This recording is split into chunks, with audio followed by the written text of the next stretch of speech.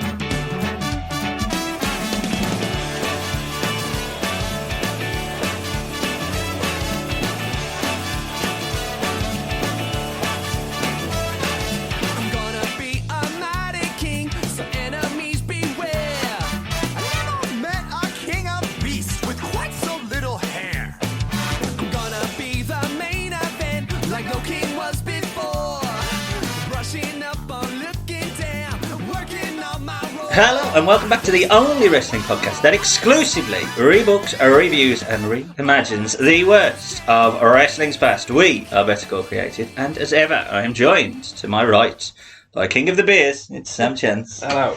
And to my left by Joe Cool himself, it's Jack Chance. Hello. And I'm your host Ben Chance, and today we are doing the annual tradition that they stopped 20 years ago. 20 years ago. It is the King of the Ring, and it is the most successful King of the Ring pay-per-view of all time. We're doing it today. But it was the second lowest buy rate in the year 2000, which was a successful year for WWE, but it was the second lowest. Second lowest out of all the pay-per-views. Even I think the fully loaded. Fully loaded. Fully loaded was meant to the be lowest. one of the best pre-shows that they did. Well, it was the worst of the year. Yeah. It was the last one. Well, the problem was, I think it was Benoit Rock. Benoit on Rock, top, Jericho, Triple H and Angle Taker. There yeah. was like the three main matches I was building around.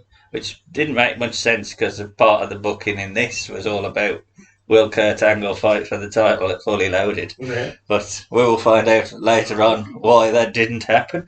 But yeah, have you enjoyed checking out the last knockings of the Attitude Era? Well, I suppose it's actually in the middle of the Attitude Era, really. Yeah, but it's a Russo, so it's got a bit more direction. Yeah, only a tiny bit. Only a tiny bit. One match felt like it was booked by Russo. Jack? Yeah, I did enjoy it. Yeah. I did enjoy it. I thought it was all right. It wasn't a bad pay-per-view. Thank you for joining us. Goodbye. Bye. As well. Yes, I think the good thing about an Attitude Era pay-per-view, you could argue maybe you could. Problem with the King of the Ring is you are going to inflate the number of matches, but it didn't drag. It flows constantly throughout all the time. There's always a storyline going on. Like you're taking audio. But yes, we're going back to the 25th of June, so 22 years to the day, and on the day, on the 25th of June 2000, the UK number one was Kylie Minogue, Spinning Around, which is most Sam's Saturday nights. Well, Saturday night, Sunday morning, depending on what time I get back. And the US number one was Be With You by Enrique Iglesias. No idea what that is. I can't think of what it is. I mean, I'm now, at this time, I am splicing it, but I still don't know what it is. But I don't have two of them. Yeah, I'll enjoy it. Have a listen. Shit! The box office is a film we have all seen. Me, myself, and Irene. Oh, yes. You've carried years. Yeah, with Whitey. And Excuse me. you can still say it. It's and you all can right. make fun of schizophrenia. Yes, of course. The video game release 4 days later was Marvel v Capcom 2, which I think is heralded as the best of the Marvel v Capcom. And it's series. quite rare as well, I think. Oh, I've got it. Yeah, Got it. I think Oh, don't tell them. They'll be round. Yeah, when you see that on game markets, how much I'm selling it for. You see, It's the best. it is quite rare. It is the best of Is that the one with the take you for a ride that keeps playing over and over again? The WWF magazine, and I have a hazard a guess of who was on the cover. Rock. It was The Rock. And on the WCW magazine... I was going to say, we're still doing. No, it was the Style at the time. So Mr. Russo would have probably liked. Tank. It was The New Blood. The Oh, whole all of the all New of Blood. it? Yes, all of it. Christ. And in the world of sport, West Bromwich Albion had just survived into the first division, but there was a European tournament happening. There was 2 matches. You've already told me one off recording, but that was Netherlands beating Yugoslavia. Do you want to hazard a guess what the other game was that day? I think they usually have who they would have played in the semis. The Netherlands after that. It was France. France beat Spain 2-1 and then went on to knock the Netherlands out in the semi-final. So there you have it. But yeah, the world of sport was over that We're day. shit in that tournament. But yes, we are heading to the King of the Ring 2000. And I'm not sure about the promo package that builds it up. It does at least reference the King of the Ring. We will see this again, because I actually watched the DVD of this, so I think some things might have not been shown on the network. Oh, no, it does happen again later. Yeah. And it's confusing. I think there's a couple of other things, and I thought this probably wouldn't. Oh, you might shown have to. on the You might have to network, jump in then when. If I remember, but yes, but if he remembers. But it does focus on the 6-man tag match for the WWE Championship, the first and only time that's happened, I think. Oh no, I think Randy Orton did it, didn't he? Triple H again, who lost it. Backlash. Triple H always loses this kind of match. It's Triple H's kryptonite, this match. A serious business. A fabled history and heralded past. I cannot believe this moment right here. The king of the ring. Kings become champions. You win the king of the ring, you become an immediate player. And champions become legends. Austin 316 says I just whipped your ass. 8 men on the verge of superstardom. Only one will be crowned king. Boy, a lot of emotions running high here tonight.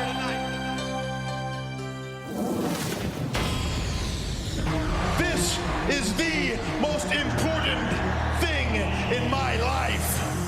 Are you great competitors going to get sucked into that old divide and conquer strategy? Who the hell do you think you are?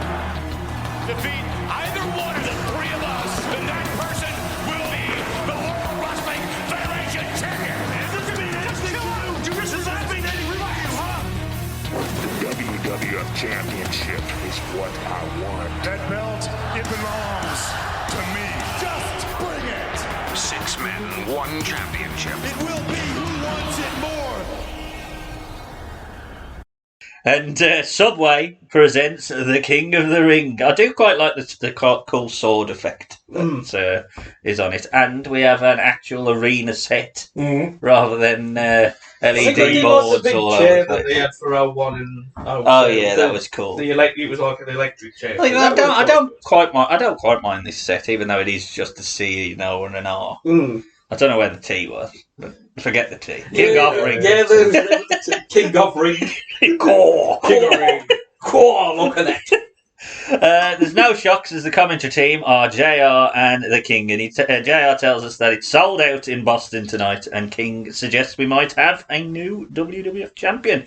The IC champion is out for the first match, which is Rikishi.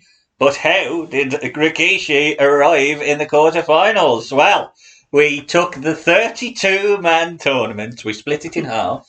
Rikishi, I think, made his way through the bottom half of the draw. Is that right? Yeah, I did the bottom. And Sam did bottom. And Saying that. And Sam, I'm going to let you run us through who's in the quarterfinals from the bottom half of the draw. Right. Rikishi in the first. I think this was actually the very first qualifier as well. When did it start? April. May 28th. God, they got through it. They rattled through it quick. May 29th.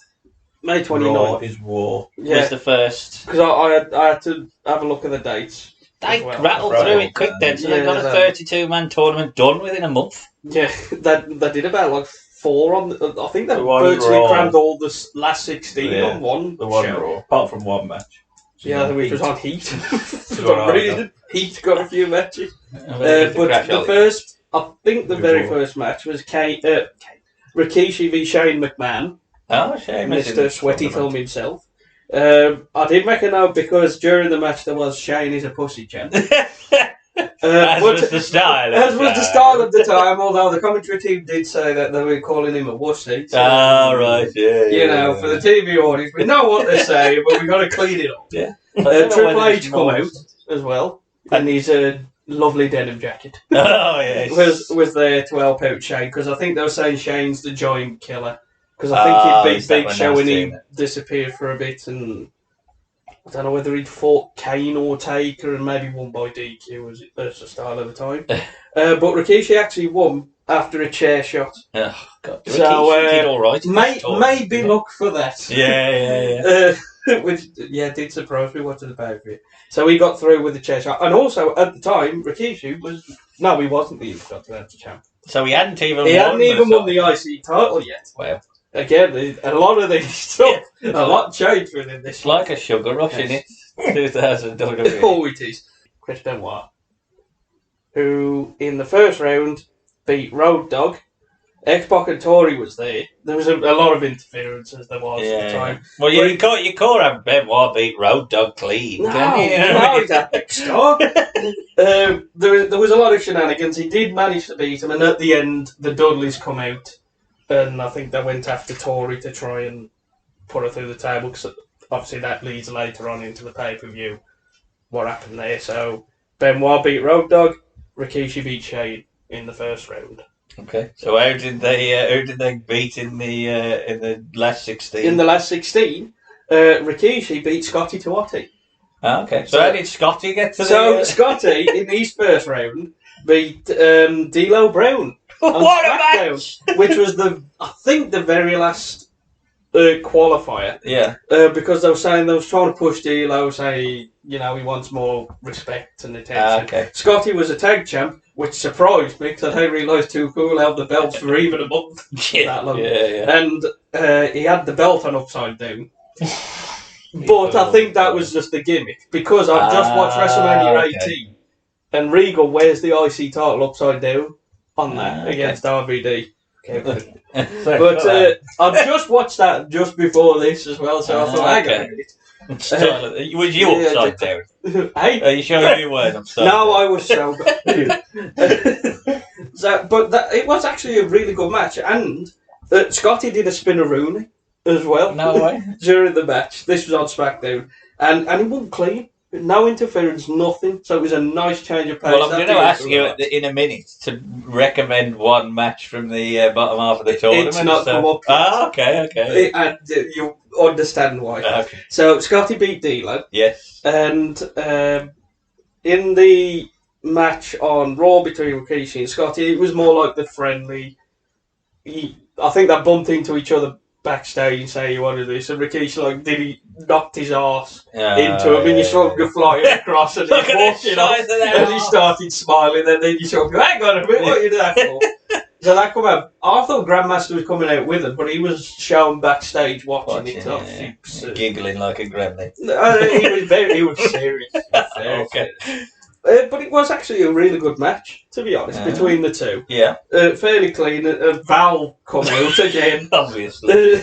Val Venus is getting a big push at this point. God, I think I'm trying to make it more serious. I'll save Val for later. Yeah, we will. But he come out after, because I think he was starting the feud with Rikishi. Okay. So he come out after the match.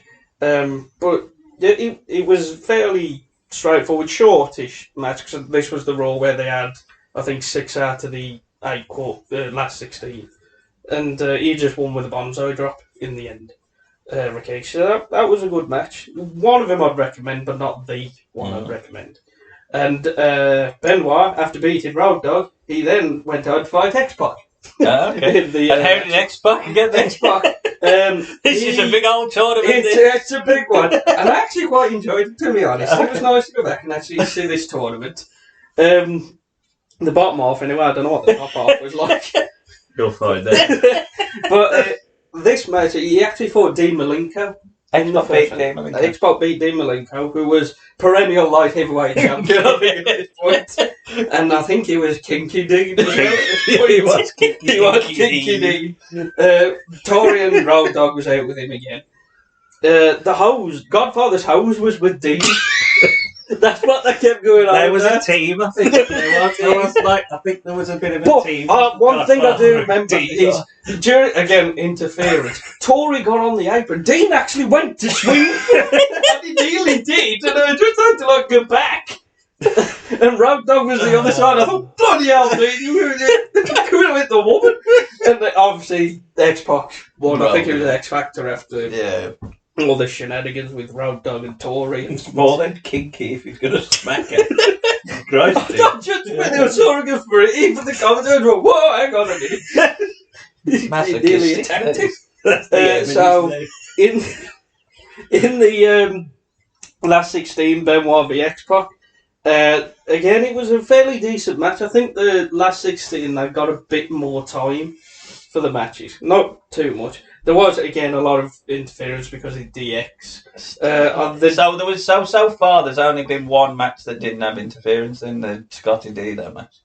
Yeah. the Val interference for the Rikishi Scotty was after the match. Okay, He just come out after and beat It him was up. polite. He come out, actually on that, I forgot to mention, he come out, Grandmaster come out for the save. Val just hit him once and walked off. So Grandmaster did Grandmaster got the older at one time. nothing. So I don't know where we got on in the tournament. But yeah, the Benoit X-Pac match was actually a fairly decent match. Obviously with the interference, which you expect. And again, the Dudleys come out to... I think they sort of stopped the distraction from Tory and Road Dogg, and X-Pac did tap out. Okay. And then Benoit just rolled out, and then you had a bit of a kerfuffle after. They were both heels, weren't they? It would have been a heel versus Yes, it heel. would have been, yeah. Huh? But obviously, it was all to build that other match. Can you imagine if X-Pac got through and then you got Road Dogg v the Dudleys? It could have been Benoit. Road Dogg and Tory, actually, because it is an handicap. And Benoit. Or, and Kinky D. Kinky D. Kinky D. There we go. So that's that bit of the that's tour. that bit of the tournament. We'll be back to you in a minute Yeah, to do exactly the To same. be honest, the next part is a bit more entertaining. Okay. A bit though more I did enjoy entertaining than that. Well, yes, so our opening match of the King of the Ring tournament now, in the quarterfinals at least, is Chris Benoit versus Rikishi. Chris Benoit lost his IC belt to Rikishi on SmackDown not long before this. So, yes, Benoit is pissed off at Rikishi for losing his title. That's why I got very confused when I started this. Is Tory with the IC belt, even though the last two rounds Benoit was in. When did this happen? Because I'm sure this was the Raw going into King of It the was a Ring. wasn't it? SmackDown before King of the Ring that he lost the belt. Jesus Christ. Big haymakers, but Rikishi drops Benoit with a Samoan drop. There's a vicious toss of Benoit into the steel steps outside. Benoit can't hit the German on the big man initially, but he does summon the strength, but it only gets him a 2. The one thing I did notice straight off is the crowd is pretty flat, and I thought there must have been like a really long Sunday night heat, but there wasn't. Sunday night heat beforehand. The Sunday night heat that they played was recorded on SmackDown. Yeah. So it was just a shit crowd, They I probably think. had dark matches, but Maybe, yeah, that's true.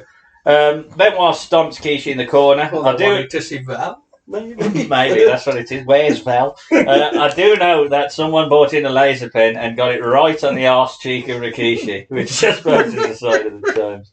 Rikishi misses the charge and the crossface is locked in. The ref ignores the fact that Benoit's legs are under the ropes, so Rikishi just grabs for the rope to break it.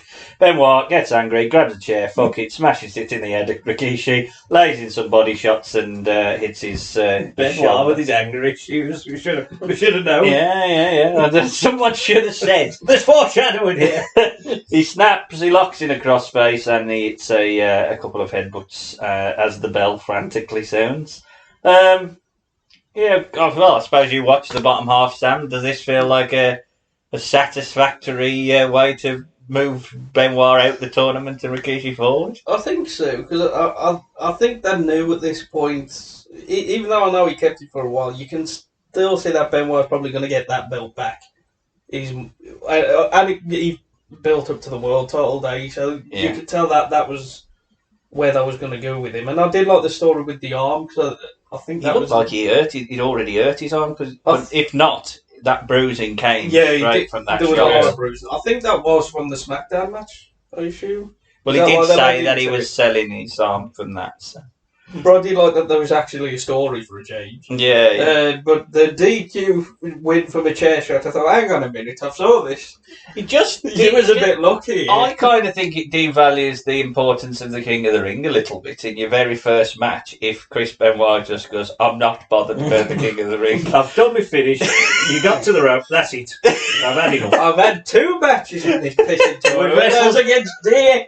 Yeah, so I can't help but feel like, what? Well, if he ain't bothered, why should I be And we've bothered? wrestled for 4 minutes. I obviously can't beat you now. So I'm just going to hit you with a chair. Yeah, it would have been more understandable if he'd tried to do it sneakily, or he felt that Rikishi was just, unsurmountable. Yeah.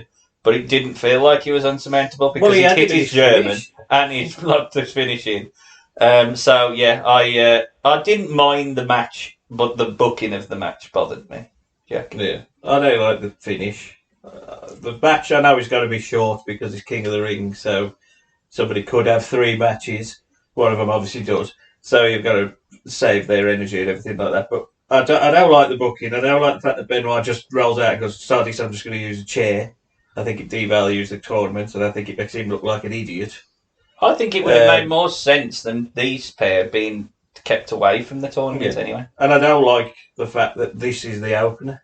You can have, if you're I'd going to have a rather have had DQ, Scotty have it v. second D'Lo or by the third. sounds of You it. shouldn't start the show with Yeah. a quick Yeah, I DQ finish. It's got to be a, Or one of a the match other that's better. quarterfinals. Yeah, You yeah. could have swapped them round. Yeah, that's what I mean. what You can should put it have in a done. different order. Well, we've got a Crash. fairly big pop coming up later for one of the people, so I think because of that, Is it bull? obviously, the threads that is going to happen throughout the night. Linda McMahon is here to confront Vince McMahon, and we'll leave it at that. Yes. Now then, Vince. Yes. Now then. Triple H and Shane tell Vince not to let his wife make him lose his cool tonight, and Vince promises to keep his cool, so much so he's going to be Joe Cool tonight. Triple H and Shane don't believe he will keep his cool. Hey, Joe. Chris Benoit tells Cole now that the world knows he's the best technical wrestler, but he showed the world that he will do what he wants when he wants, and no one will stop him.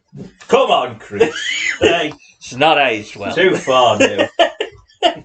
Mamacita and Eddie Guerrero are heading out, and Eddie Guerrero is holding the European title. Now, I want to point out, because this is a thread throughout the whole show, we watched the pay-per-view that was 2 months before this, which was WrestleMania 2000. Was Eddie Guerrero European champion at WrestleMania 2000? No, He won it on the Yeah. Raw after. Yeah, he won it Yeah. on the Raw after. Was Rikishi Intercontinental champion? Yeah. Was That's Triple Benoit.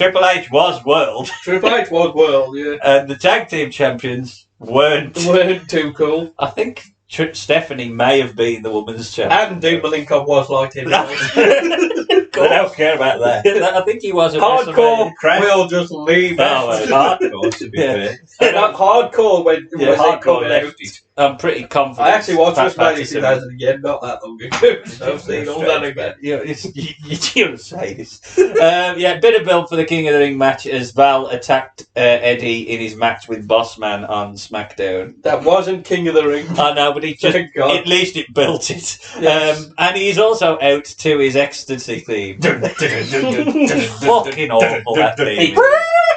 But Sam, Good old right, Val. it's Yes. Eddie v Val. How the hell did we get here with Eddie v Val? Right, Val Venus. First round. And these was on Heat. So, You wait for one of our other one, don't you? one of his matches was on Heat. Yeah, He fought Al Snow. in the open. I had to look this up because again it was on Heat, and it was the first time he actually had that theme. This was the first time he had it, and the first time Trish come out with it. Oh, And yeah, the commentary that team was Kevin Kelly and Michael Hayes. We said that. So yeah, less said the better. Val won. Val won, but Al Snow was dressed like Steve Blackman. So there was a lot going on here. There was a lot going on with this match. Oh, God. But Val won, because there was a lot of stuff going on with this match. Michael Hayes, that was just perving on Trish. Oh, I can imagine. lot. Yeah, that match existed for Trish. There's a few. There's one. His next match, I've got to get through that. Like, just some of the stuff because of being on Heat. Oh, actually, yeah, that other match was on Heat.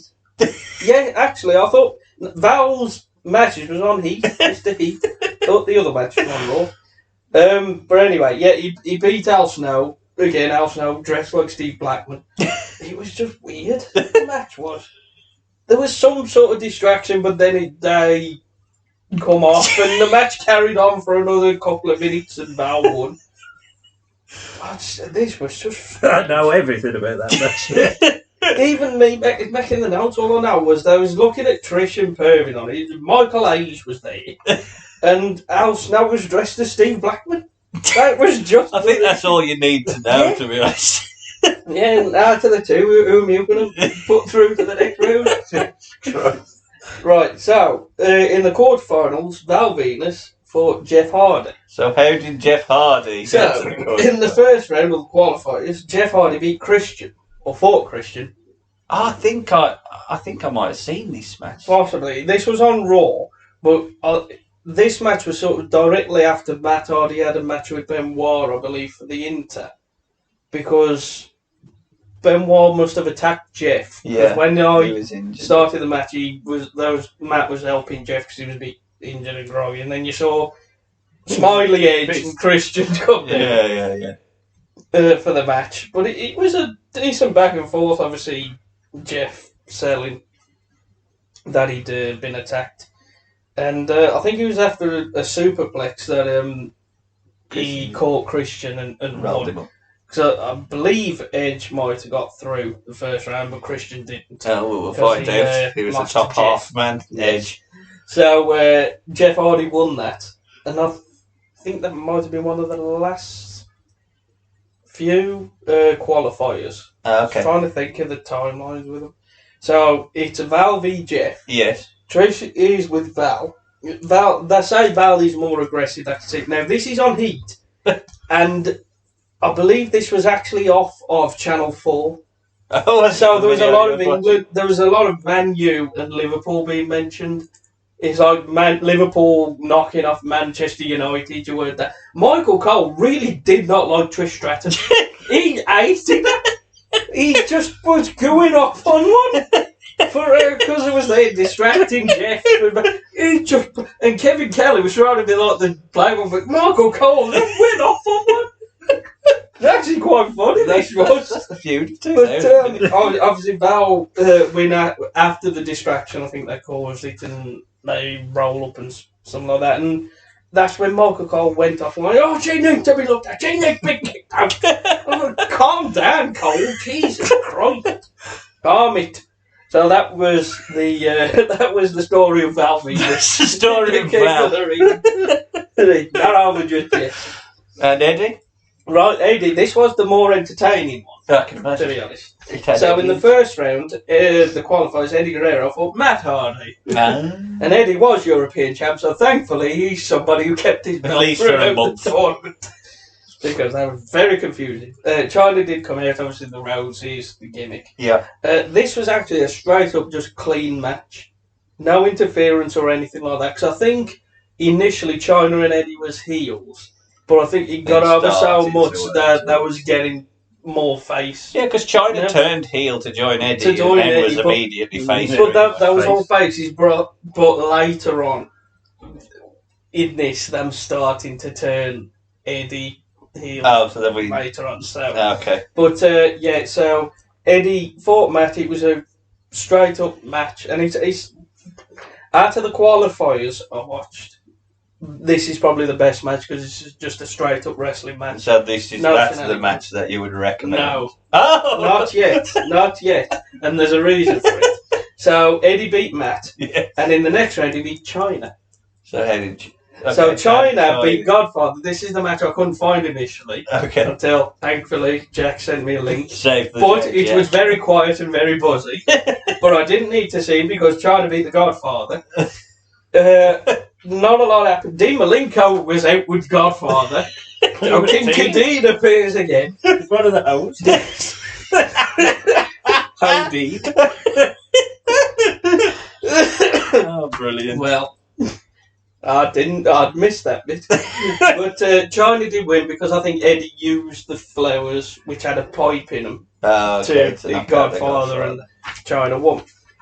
So then, this is the match that I'd recommend, Eddie v China. Right. In the second round, because backstage, China was saying, you got to be serious tonight, we want to make sure, because she wants to be the first queen of the ring. Yeah. So, you got to take this serious.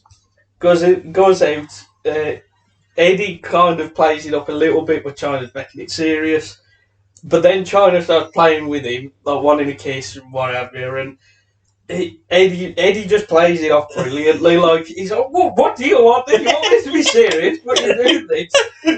China goes for the low blow, but stops. And then gets up, and then Eddie just rolls her up and wins. She goes off pouting because obviously Eddie got it. It's just because it worked in the story with them. And I did watch the backstage skit because it was brilliant after. It was in the mirror. China was looking. He was on his knees going, "What did you want me to do? You want me to do? Here's some flowers and I want them. Here's some chocolates. I'm on a diet." It was, all this, and then I turned around. It was a dog. It was a puppy. And then it was all me. And honestly, this is one of the best stories of that time. So, out of all of it, China and Eddie, it's the best match just because of how good Eddie is. Brilliant. Well, I can't argue with that. Val Venus, yes, is with Trish Stratus, and Eddie Guerrero is with China during this match. I'm not quite sure about Trish Stratus and Val Venus. Does Val need Trish? I don't mind you. I think you'd give him a different age at the time. Maybe you had a problem with the VAT. Val, Albert and Ted. That's true, yeah. VAT. Managed by IRS. Jesus Christ, I missed a trick there. King loves saying Latino heat as Val grounds Eddie in the corner. Eddie reverses an Irish whip and then hits a drop kick to Val's face. Eddie suckers in and dumps Val to the outside, and then there's big chest chops by Eddie Guerrero, but he's dropped chest first on the guardrail. Eddie catches Val on the top and it's a superplex for a 2. There's a big European uppercut and a drop toe hold, which goes into a surfboard and a dragon sleeper. Val rakes the eyes desperately to escape. There's a nice corner drop kick to the back of Val. Val hits a flapjack as King makes sure to tell us that we had a "We Want Puppies" chant. Obviously, you've got to tell the crowd. Val is caught in the Hurricane Rana on the next flapjack attempt. Eddie sets up the frog splash, but Val rolls out and it's a spine buster. Val now goes up for his money shot, but the legs are up to block it. Val tries to get a sneaky win with his feet on the ropes. China and Trish, who have been eye candy and nothing more so far, watch on from the outside. There's a dangerous setup for yet another superplex, but it turns into a top rope Hurricane Rana. Trish gets up to distract the ref and China pulls her down. China wallops Val into a 2 on a roll-up. Val recovers and hits a perfect plex and relatively cleanish, I would say. Gets a pinfall win over the European champion. Obviously, Val has been moved into the Intercontinental thing on SmackDown too. He doesn't. He's moved into which mid-carter gets to push this month. Yeah, that's true. Val, this is the summer of Val. Jack, thoughts on that quarterfinal? Yeah, I mean, for it not really having any heat going in, I thought it was a good match. I thought they meshed well together. This is probably as good as Val is going to get at this point. Yeah. And Eddie's obviously very good anyway. So I think they did quite well. They probably could have done more with the China and Trish on the outside. But they probably don't need it either. If you're going to go anywhere for a feud between them, you might as well just not use them as much. And the clean finish probably helps Val more anyway. I didn't mind. I probably wasn't as sold on it as you. I thought they meshed okay. I thought it was fine for what it was, really. I think it probably did more harm to Eddie losing, but relatively clean. But this tournament, I can't criticise them having a clean win in this tournament. King of the Ring. And maybe Val has got more tenure in the WWE anyway. So Eddie did everything he could Eddie's good at losing without losing, isn't he, really? You know what I mean? He's got that sort of he's way got about that him. story, and obviously even the China. Yeah, the King of the Ring's Carry irrelevant, on. really, to them too. So I'm glad that he was on And the he's still a card. champ, at least. He's still got A belts. So. And I don't begrudge him trying again with Val, but I do half feel like that well's a bit dry. I think that he wallowed after this when he cut his hair and went to his Techno Val. Techno white pants. White.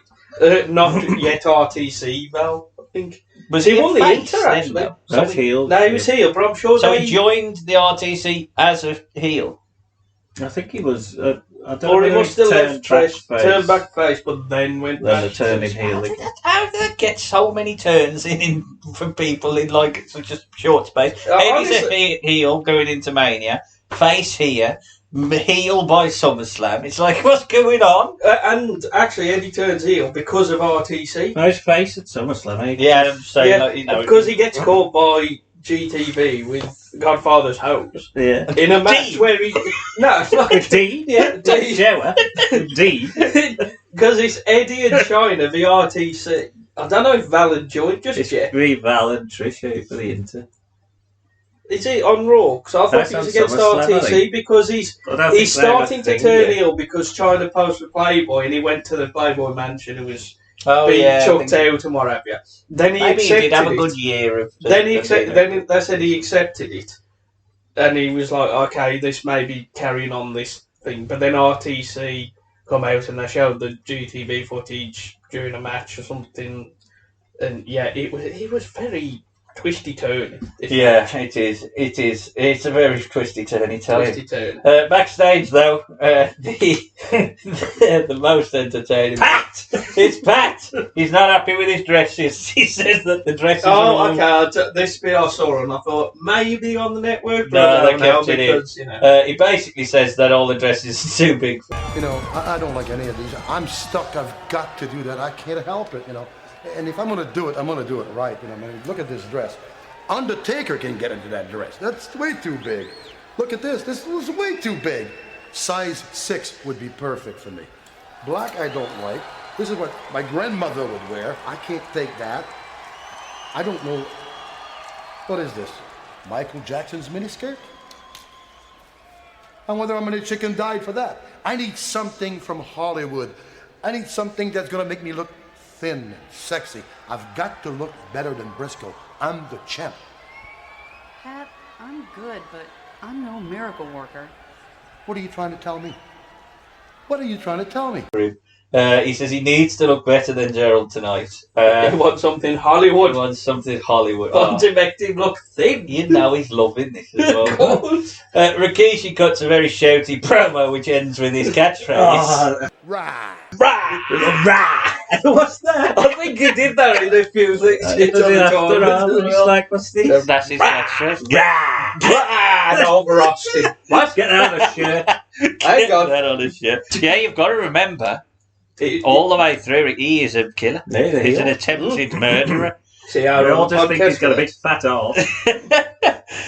But yes, Crash Holly is out. He's made it to the quarterfinals and he will be facing Bull Buchanan. But how the hell did we end up with a Crash v Bull match at King of the Ring 2000? Jack, you took the top off. Crash Holly in his first round on the 1st of June on SmackDown. Yes. Defeats Albert. Albert is they with showed Trish. that on the build to this. So basically Albert overpowers. Crash gets a plucky roll up on a powerbomb attempt. Mm-hmm. After the match, Trish shoves Crash into the post and Albert hits his torture rack neckbreaker on Crash. Oh, poor Crash. And then in the second round, Crash fights Hardcore Holly. But how the hell did Hardcore Holly get here? For some reason, I always thought Crash beat like Albert and Viscera. I did as well. Big, fat bloke. Is Viscera in this? It's like the Mandela effect, that is. Because I could have swore his route to the final was like big because that was the whole and thing. It's Hardcore. Mental. Hardcore ruined it. On the 5th of June, on Rory's War, did he fought Farouk. Oh, right, and this match is pointless. Farouk basically it's weird as well because it just starts quick. Farouk just beats the piss out of him. Hardcore hits nothing until Farouk goes for the Dominator, and then Hardcore just gets out, crawls Well, out of so- it and it's his Falcon Arrow finish And that's it. and wins. Yeah, That's he only hits one bit move. of it. In one move he hits.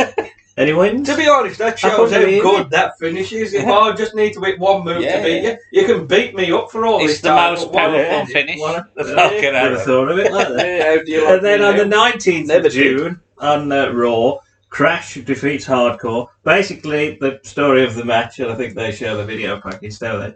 They have a little back and forth, and then Pat and Oh, yeah. Gerald come out. Was he actually Well, hardcore champ still? Crash was hardcore. Yeah. Gerald smacks Crash with a 2x4, which causes the DQ, but then pins Crash, which means Gerald wins the hardcore title. For some reason, hardcore just chases off Pat during the match.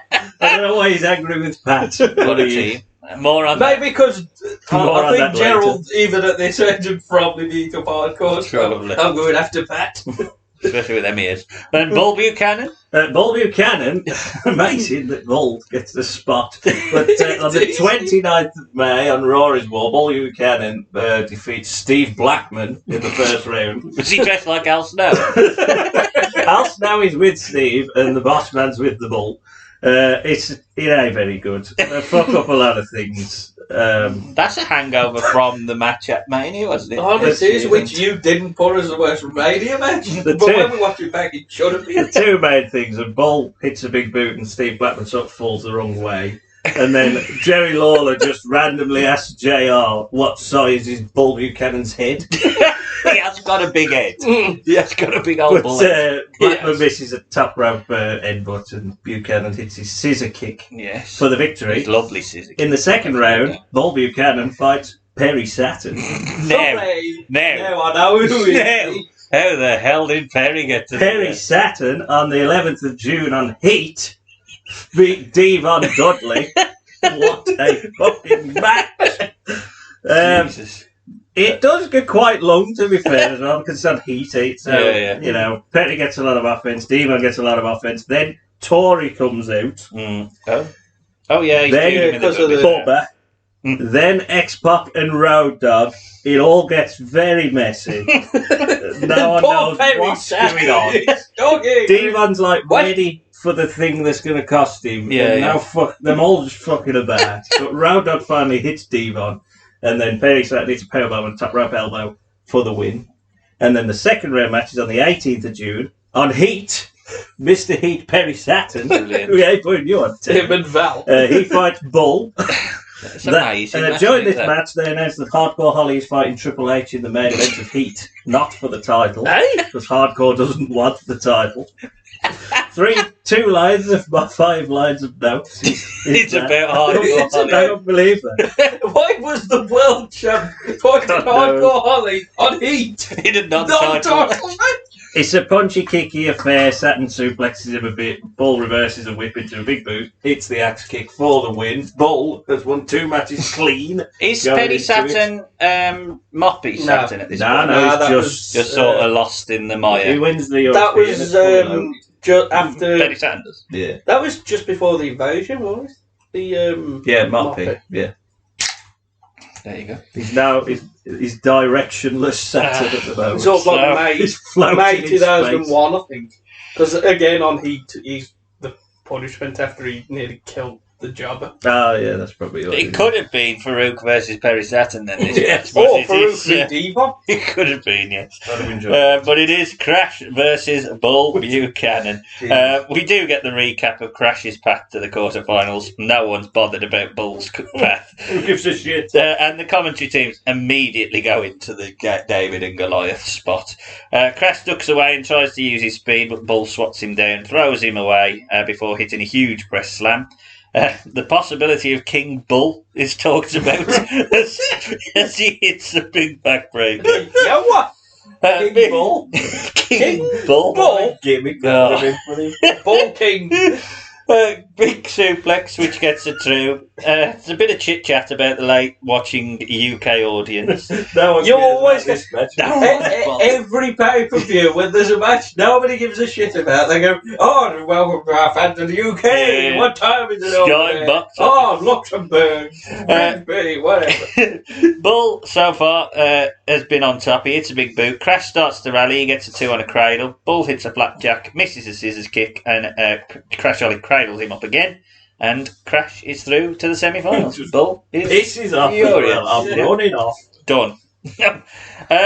I mean, ironically, my note for a 2-minute match is it's a bit too slow and plodding. I think the thing that annoyed me the most is that when you're doing this sort of David v Goliath thing for Crash, you've got to give him more hope spots. Sympathy, yeah. And he just don't get any hope spots. He just literally a roll up and he's won.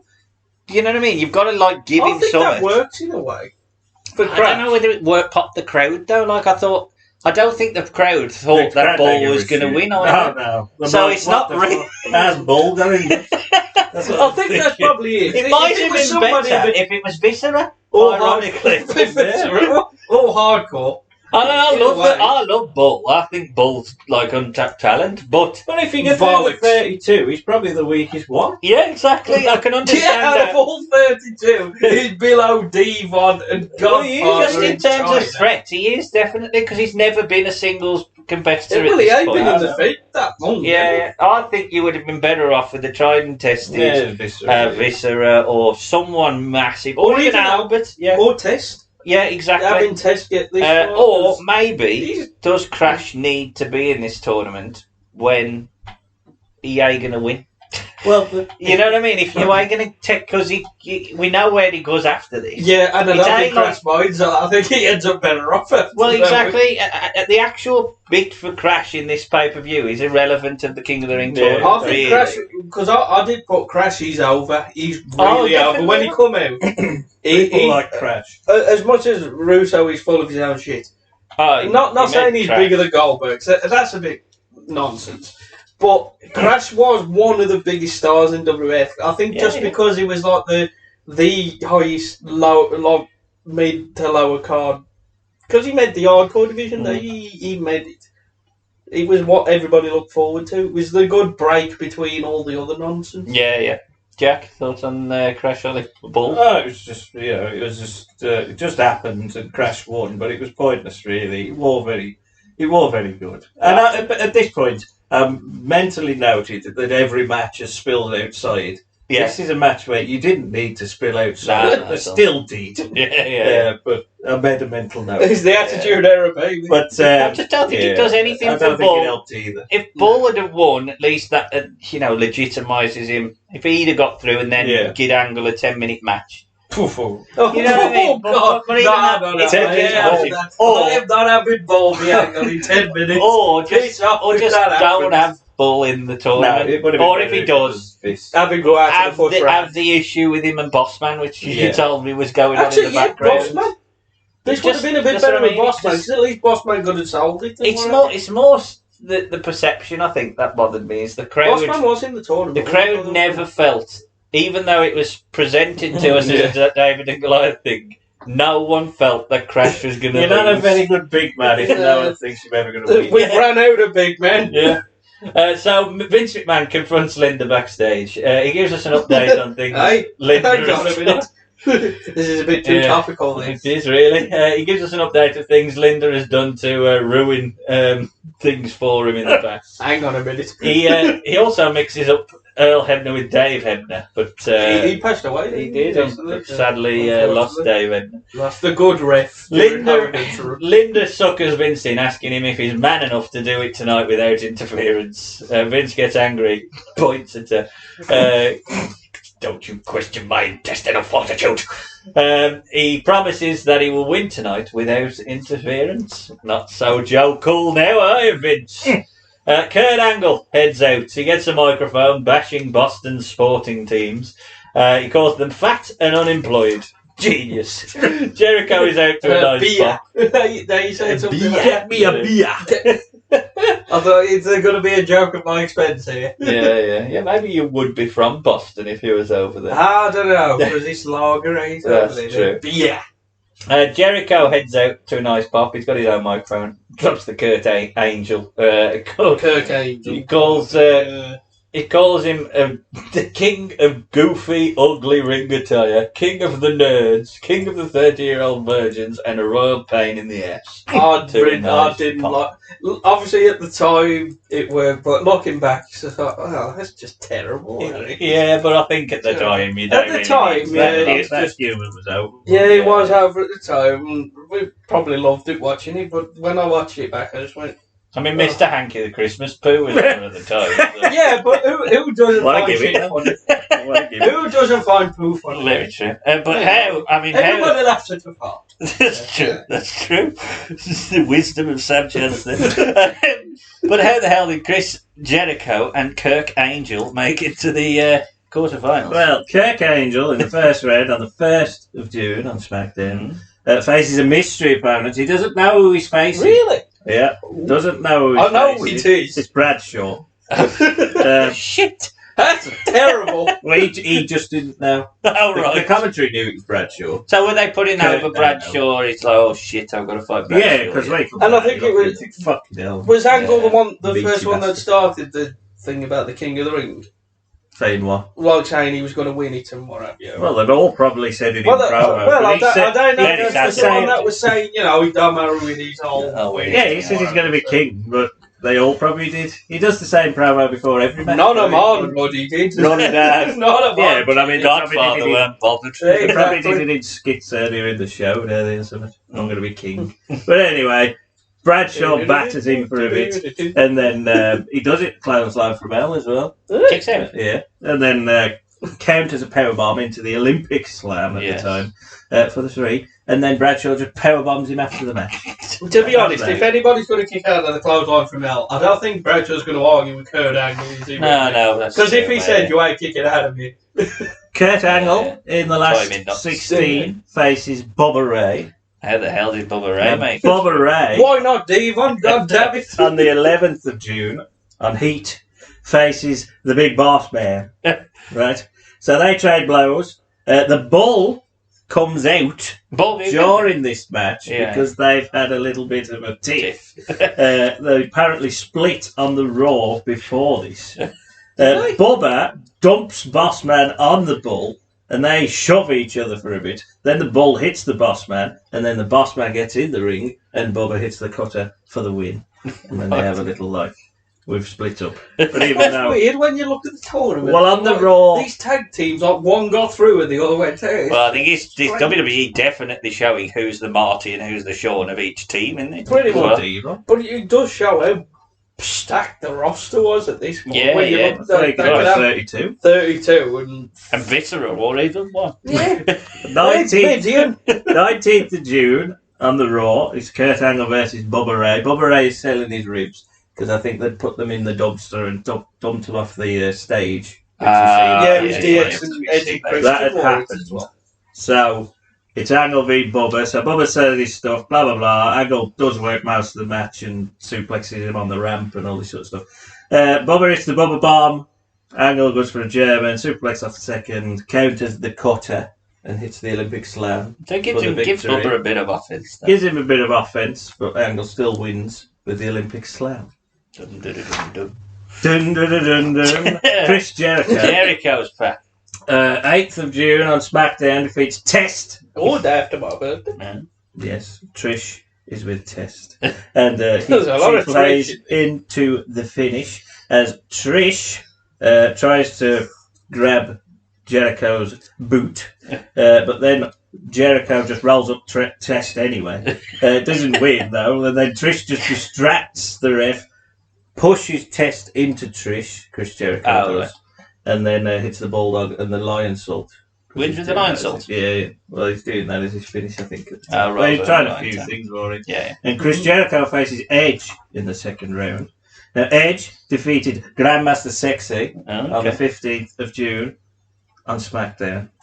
So we've established Scotty is the Shawn, Edge is the Shawn, Bubba's the Shawn, Jeff's the Shawn, and Edge, well, I assume, are we going to find out that Edge is the Shawn because he beats Well, Edge defeated because Christian went out to Jeff. Yeah. Because Christian and Scotty are out together, in the respective corners. Yes. They brawl, which distracts Grandmaster Sexy. Well, sorry, the referee. Grandmaster Sexy's going for the hip hop drop. Yes.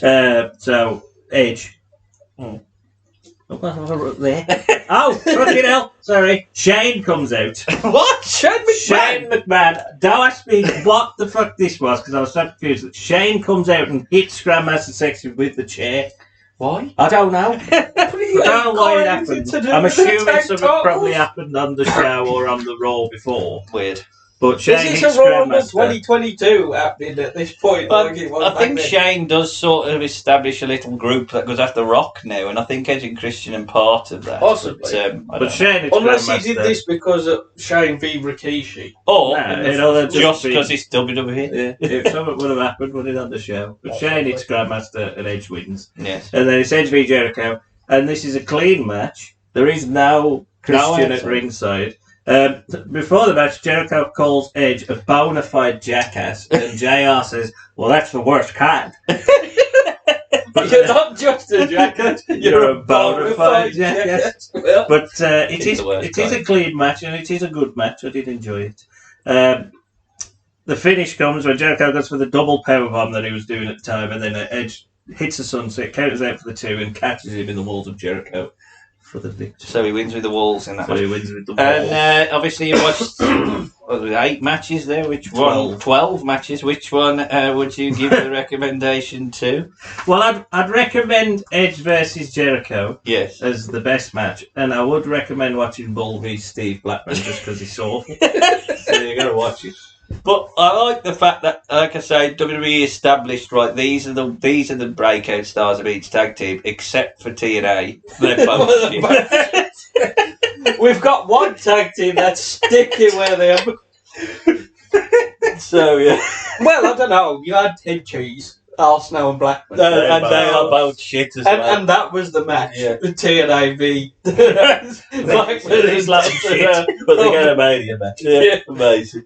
Kurt Angle beats Jericho in the corner and hits a belly-to-belly on him for a 2. Jericho hits a diving forearm, a top rope missile drop kick for his 2. The Lion Salt is set up pretty poorly, and Angle has to take it all on his face. He gets his leg on the rope to break up the pin. And his springboard drop kick to the outside. Angle hip tosses Jericho into the crowd and then sends him shoulder first into the steps. Angle sucks chance as he sleepers down Jericho. Sleeper hold in a King of the Ring qualifying match. That's the first time we've had a rest hold. Butterfly underhook backbreaker by Jericho as Angle survives a pinfall. JR tells us that the winner will go on to meet Triple H next month at Fully Loaded. Confused, because that's not what happened. I missed that. Yeah, Jericho starts to rally, but has to kick out of a bridged German. Jericho stops the Angle offense and hits a Hurricane Rana to Kurt from the top. Jericho hits a spinning heel kick for a 2. Jericho slides out of Olympic Slam. The walls is teased, and this brings out Stephanie. He gets on the apron. We do see Angle tap out, which I suppose, when you know what happens at the end of the tournament, keeps Jericho quite strong. Yeah. It leads to a ref bump. She's in. She clocks Angle by mistake with a belt. It's not the strongest looking belt shot in the world. No. It's a bit Briscoe, Austin, back of the head, but still there. Well, that was something that shouldn't have happened anyway. That was because of Bossman thingy, and he shouldn't come But in. he's always Bossman, isn't he? Jericho, No disparage Bossman, goddamn. Jericho kisses Stephanie to definitely the biggest pop of the night so far. You won't get away with that now. No, you wouldn't, unless you're Vince. Angle slam and He'll be alright. Angle slam and Angle gets through to the semi-finals. Sam, what's the match? It was an okay match. This was the match where you could tell these two, the WWF, knew they're going to be main eventers later on. So you can usually say that with some matches with people. It's like, these two, we know. Well, I mean, if you looked at Jericho was teased to be part of the main event. He was, and I think the April when he won the belt and then get it back on that Raw, I think that's when they said that's when they could see, okay, we've got something with him. Yeah. And Yeah, but they wouldn't have Angle. popped if it was Crash. I mean, I think it was more that he was beating Triple H, probably. I think it probably. Possibly, Yeah, I mean, it it would have probably worked with anyone. They would have popped if it was, Grandmaster. Maybe. Oh, Maybe, but What about if it was Bull? you would have. just dead. Yeah! Yeah, I mean, I thought. No, I just wanted to let that sit with just you. But yeah, Angle was the MVP of this tournament, to be honest. Well, Even at this point, even though I haven't watched any of this, after watching all these quarterfinals now, you could kind of tell from the 4 that have got through, they was the ones that, even from the beginning, that was building. And I suppose Eddie would be the 5th one who didn't get through because he fought Val. Eddie was already entrenched in Eddie was already in the storyline and getting the big push anyway, because I think he wins the IC not long after as well. So Eddie does, yeah. He wins it off China. I quite like the ranking way that it worked, even though I suppose you can argue what's the point in the European. You can naturally see the progression, because even with Benoit drops the title, the next pay-per-view is competing for the world. Yeah.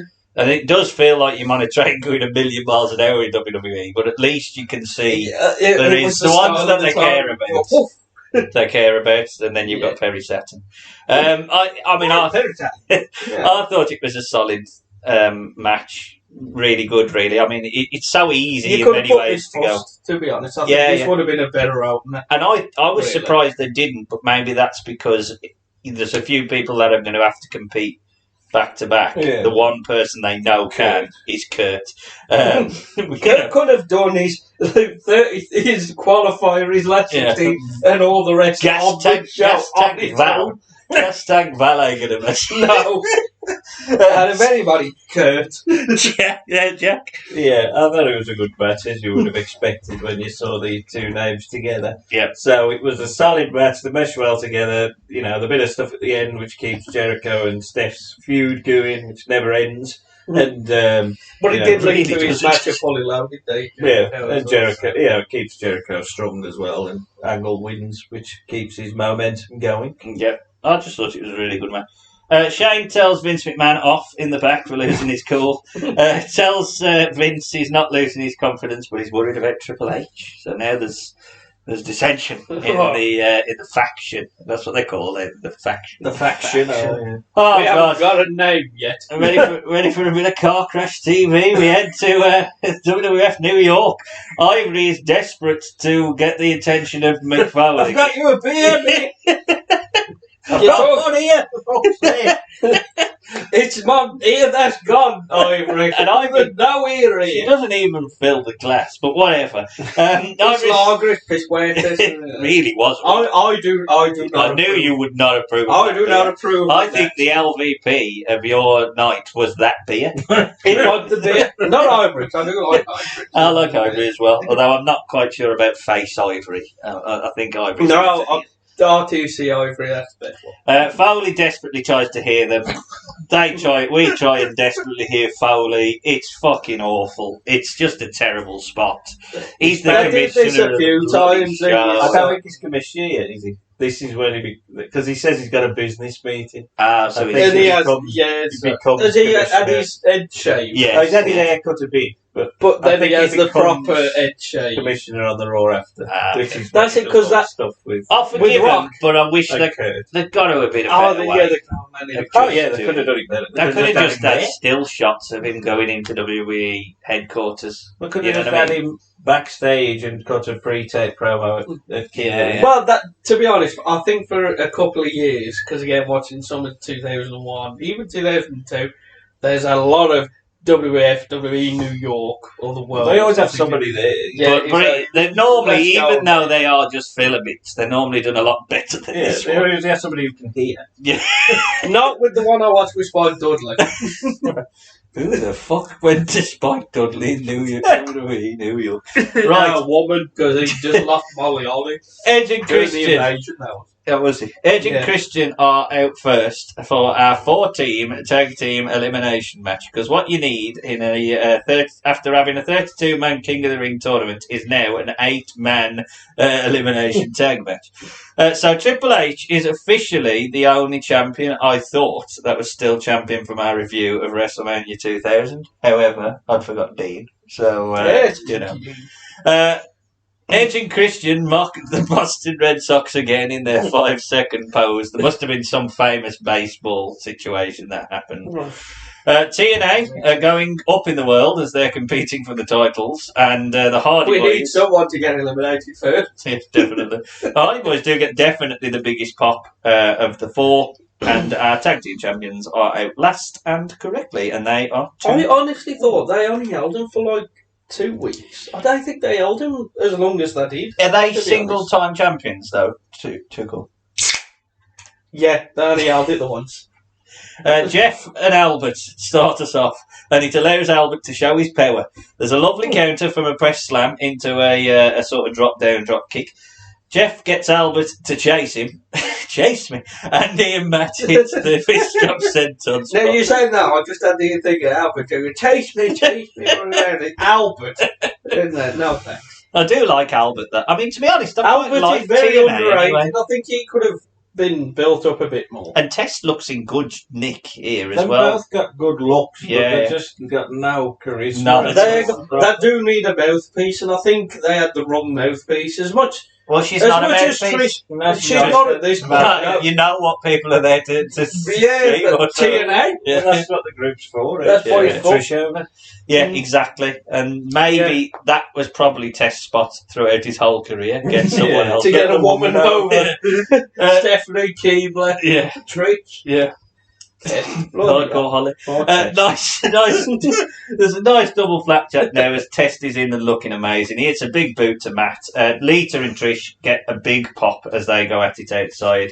Lita hits Test and Matt hits the Twist of Fate. Albert breaks up the pin. There's a nice spot now as Jeff hits the Swanton to Test, who's covering Matt at the time. Not quite sure it should eliminate him, really, but we'll go with it. It's just wrestling logic. And TNA, logic. Yeah. The TNA are eliminated, which is a shame. Scotty is in to take on Jeff. He moonwalks into a blind tag by Christian. After distraction, Jeff is hurt on the outside and Edge is in to continue the punishment. Lita hits a Hurricane Rana off the top onto Edge, getting, again, a really good pop. Matt gets a 2 on a Twist of Fate, but he's pulled out. Edge then stops Jeff's Swanton, and it leads to Matt getting the unprettier from Christian. And the Hardys are out, so we're down to Edge and Christian versus Too Cool. Goes straight into the standard tag match, so much so that they switch corners to make it so it's standard. It's the tag match now. Yes. Grandmaster bops and hits his Bret Rope dropkick. JR teases Lawler, saying his parents would be so proud of their boy. We get the Soundwave style clothesline, but Christian hits a spinning heel kick to get the heels in control. It was Edge who hit the spinning heel kick, by the way. Christian does the terriblest dance. Fucking amazing in the corner. I think he used to do that kind of He's stuff. so anyway. good, don't he, He Christian? is good. I mean, I do get there's more money in Edge, but fucking hell, both of these are going to be They are stars. both You good. can completely see it. Christian's a doofy one, I think. Yeah. That you can tell. Joel Vince just kept me. He's so ugly, though. So dark on his face. There's a double team headbutt by Edge and Christian, which you don't see very often, gets a 2. Grandmaster makes the hot tag and hits a big splash and catapults Edge into Christian on the apron. We then get the heel comedy spot of Edge flopping into Christian's crotch. There's a double flapjack and Edge and Christian tease the worm, which is brilliant.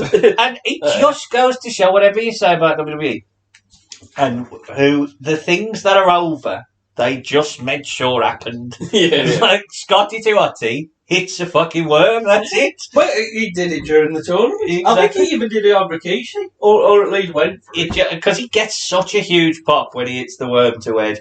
Too Cool hit their double team leg drop, which is it's like the demolition. Demolition Yeah, thing, innit? similar to that, yeah. But Christian clocks Grandmaster with the title belt, Edge covers, and we have new tag team champions in Edge and Christian. Jack, thoughts on this match? Yeah, it was a good match.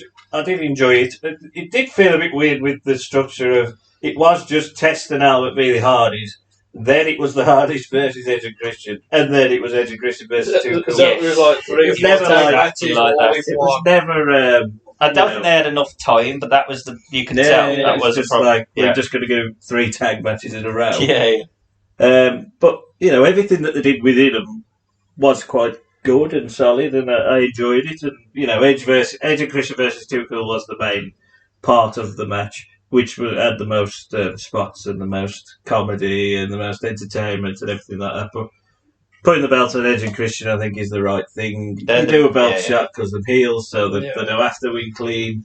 The Hardys are better chasers anyway for the baby faces. And out of this match, there's 2 teams that you can see. I'm not mean Grandmaster and They did Scotty. get a couple of boos as well, I think, at times. Too Cool. Yeah, that's the problem, innit? They are a bit doofy as well. So I think it was they work against 2 stronger teams. Yeah.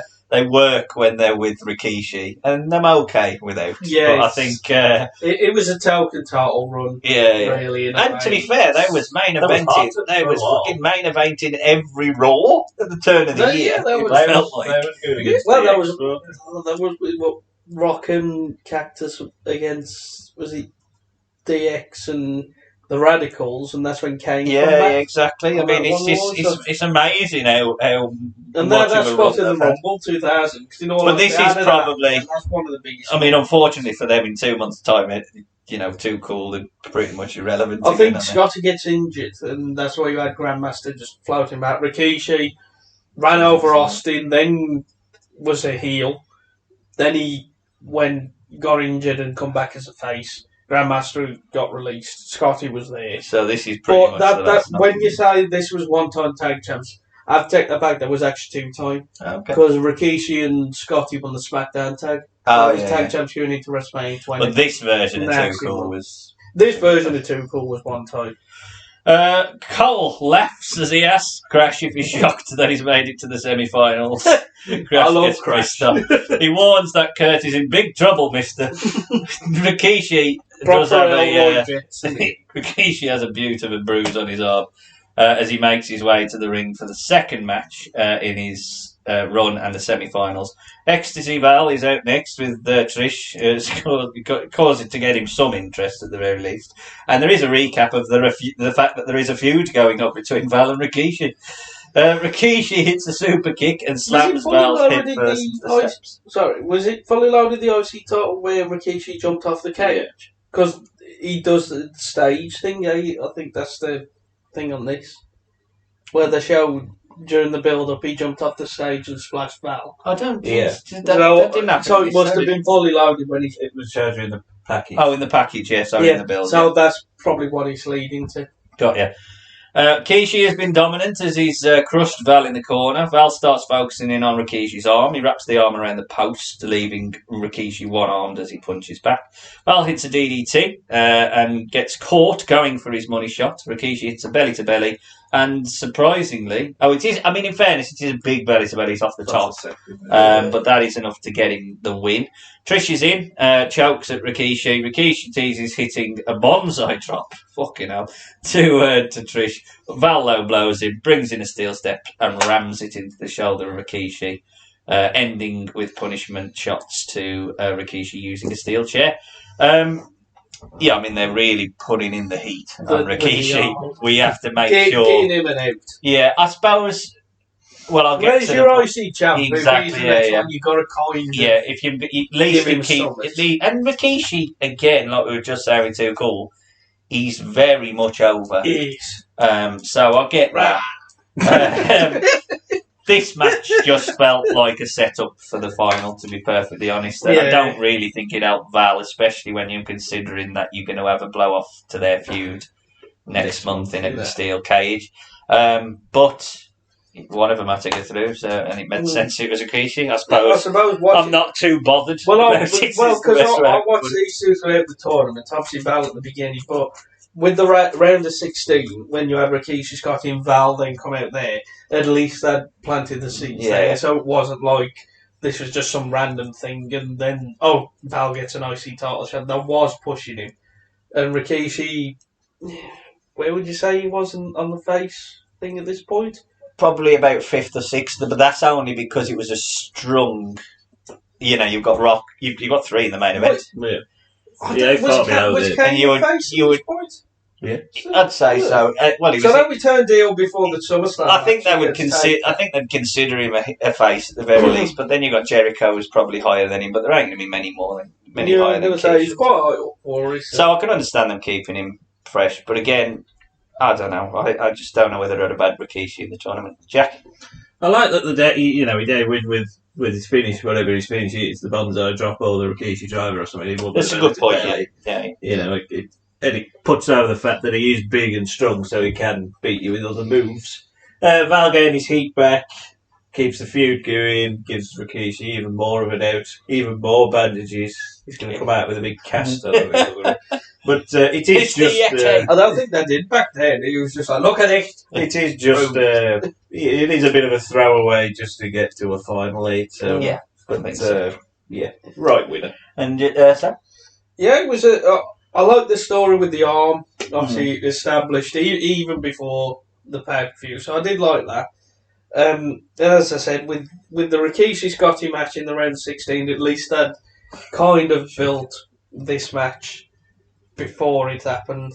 Although, again, for me, Eddie, for the whole tournament, personally, is the MVP. But I can see where they're going. Now, when you actually watch things back, you can kind of see the plans they've got for the next few months. Yeah. What that was doing. So it wasn't quite as erratic. Which just goes to show when you've got a deeper roster as they have, and it does feel like most people have got some level of feud or are linked to a feud. It says a lot. Except for Saturn, and Blackman. Coach interviews Gerald Briscoe and laughs when he tells him that he'll be fighting in the first ever hardcore evening gown match later on. Gerald Briscoe says he's looking for revenge on Pat tonight. And the poor stagehand he gets angry at as he checks whether Briscoe wants his panties with or without crotch. Jerry, tonight you have to have some mixed emotions. I mean, you have a chance to win your hardcore title back, but you have to do it in the first ever hardcore title evening gown match. You think that's funny, Coach? You think that's funny I got to dress like a woman? You think that's funny I got to go out in front of all these people in a dress? Well, let me tell you something. The only emotion I have running through my head right now is the emotion of revenge. Well, technically, Jerry, revenge isn't an emotion. It's Shut more about... up, Coach, and listen to me. Pat Paterson stole my hardcore title under the guise of friendship. But I guarantee you one thing. Paterson's going to find out tonight that I'm all man. Mr. Briscoe, your evening gown and pumps have arrived. Would you like the regular panties or the crotchless kind? Oh, my. Vince wrote that. And fucking Lawler. He just loves it. Crash is out for our semi-final, and Kurt is in proper heel mode, and he gets real heel heat from the crowd as we get again the Cinderella story for Crash. There's nice wrestling style takedowns by Kurt, but Crash gets a slam and a 2. Kurt kicks down Crash in the corner and lays in shots. Something in the crowd seemingly distracts everyone as Kurt suplexes Crash down. Angle lifts the knees to the belly welly of Crash. Crash hits a nice backdrop as Lawler and JR chat about slippers and bicker. Slippers? Yeah, he says something about Cinderella. Do you think why is it a Cinderella story? Yeah, and then he goes about ruby slippers. And then JR seemingly gets so annoyed at that he has to explain, that's Snow White, you fool. It's just like there's a match going on. It's only going to be 4 minutes long. Are you just like a JR podcast? Yeah, a little bit, yeah. There's a top rope drop kick by Crash, but Tony gets a 2. Angle drops Crash onto the top rope and bounces him straight into an Olympic slam for a 3. Jack? Yeah, I don't like it. I don't like the fact that Crash got so many power moves off on the power slam and the back body drop, which Angle knew. Yeah. Good job, he's athletic. Really good But job. I don't like the fact that Crash got so much offense, power offense, on Kurt when Kurt's going to be a main star. Yeah. Crash is little. So that shouldn't happen. And I don't think they played into the Cinderella story a lot during the match. It just felt like a wrestling match where Kurt just won. Yeah. It just felt weird. It didn't feel right at all to me. I just think Crash confuses the tournament a little bit. Yeah. Because there's like a storyline They got going a on. story, and then they just realised, hang on a minute, we got a story here, but we can't follow through on it. Yeah, exactly. They don't play it off through the match. Yeah, because they're saying on commentary. Considering what happens later, It would have been better, the Kurt Angle Ray match that we see. I know obviously they didn't have as much time, but that felt like Ray was overcoming Kurt. Yeah. Whereas this just felt like Crash was Kurt's equal, and then Kurt just hit him with Olympics and won a match. And which is confusing when Crash struggled to beat Bull. So it's just a strange night for Crash, which gets even stranger later. Very strange. I actually quite like the match as a match, as a wrestling match. Yeah. It's, I think that meshed quite well. I think this is the only time they ever fought each other. I'd be surprised if they had too many. Crash again. Well, on a throwaway or SmackDown, wherever. But I actually quite liked it watching back. I thought the stars meshed, but now that you've said it, in the actual bubble of the tournament, it kind of doesn't make sense, really, considering, as you said, Crash kicked Kurt's ass. And considering where both of them end up, it just doesn't make any sense. It's strange. Who booked this? Well, but to be honest, I do. Obviously, I love Kurt Angle, and I actually really like Crash. Yeah, Crash He's brilliant. He knows what he is. Yeah. Elroy Jetson. That is just the brilliant thing that they're playing. The beauty of this evening is we are not done with Crash, but where we are heading is to a video package showing Donald Trump. It's Donald Trump watching from Madison This Square is what Garden. I thought wasn't on the network. No, because it was. Oh, it was on the network. It's Donald fair Trump, enough. I isn't it? haven't got it. I love it. I haven't got it as a surprise for him. Basically, he's a big fan of The Rock. Apparently, I know The Rock. I'm a big fan of Perry Saturn. I'm a big fan of Jericho. Kane cuts a demonic promo in a poorly lit room with Cole. How come every time you interview Kane, It's gotta be like shadowy? Just turn the big light on. It'll be fine. Kane warns that it's always been about Kane becoming champion. Taker. I don't know how he heard it. Well, you heard that. I'm in the fucking parking lot, mate. We go far. And then he walks off. Says he's not surprised by that, but he came to Boston to win the WWF Championship. Oh, piss off. Of course he did. There's a still shot of our next match, which in of itself, that still shot is amazing. We get a video-style package build for the first time today. What a build. Pat Paterson turning on Briscoe. Do you love me? Tell me you love me. Love him. Oh, Pat dressed as a woman in the women's locker room smoking a fag. Oh, it's just amazing. No one cottoned on that. And the only way that Gerald Briscoe could sort that problem out was to drag up. You can't go in not dressed as how come the ref they have to dress as a They have a scrap of Vince. And it's like the term. Warning. Here comes Vince. Amazing. What the hell is He makes a hardcore evening game match. Oh, I fucking love it. And then... Oh, don't bug that Vince. Why did they show? It's the man. Real American plays. And Real American playing to Gerald Briscoe in his, Cruella de Vil drag outfit. That is the biggest FU to Hogan that could have ever done. Amazing. Regardless of how old you was and all this shit and paper in the cage or whatever. Gerald Briscoe in drag coming out. That you, Hogan. Look, you could tell us whether Pat's theme was because the theme on the network felt a tiny bit dubbed. It was a stripper. It was like a stripper theme. Yeah, but I think they had his real one was Real American. Real American. I think and then later on, he had my Young's theme. Anyway. For this, they just had the stripper. Yeah, I think he had that on the DVD. Okay.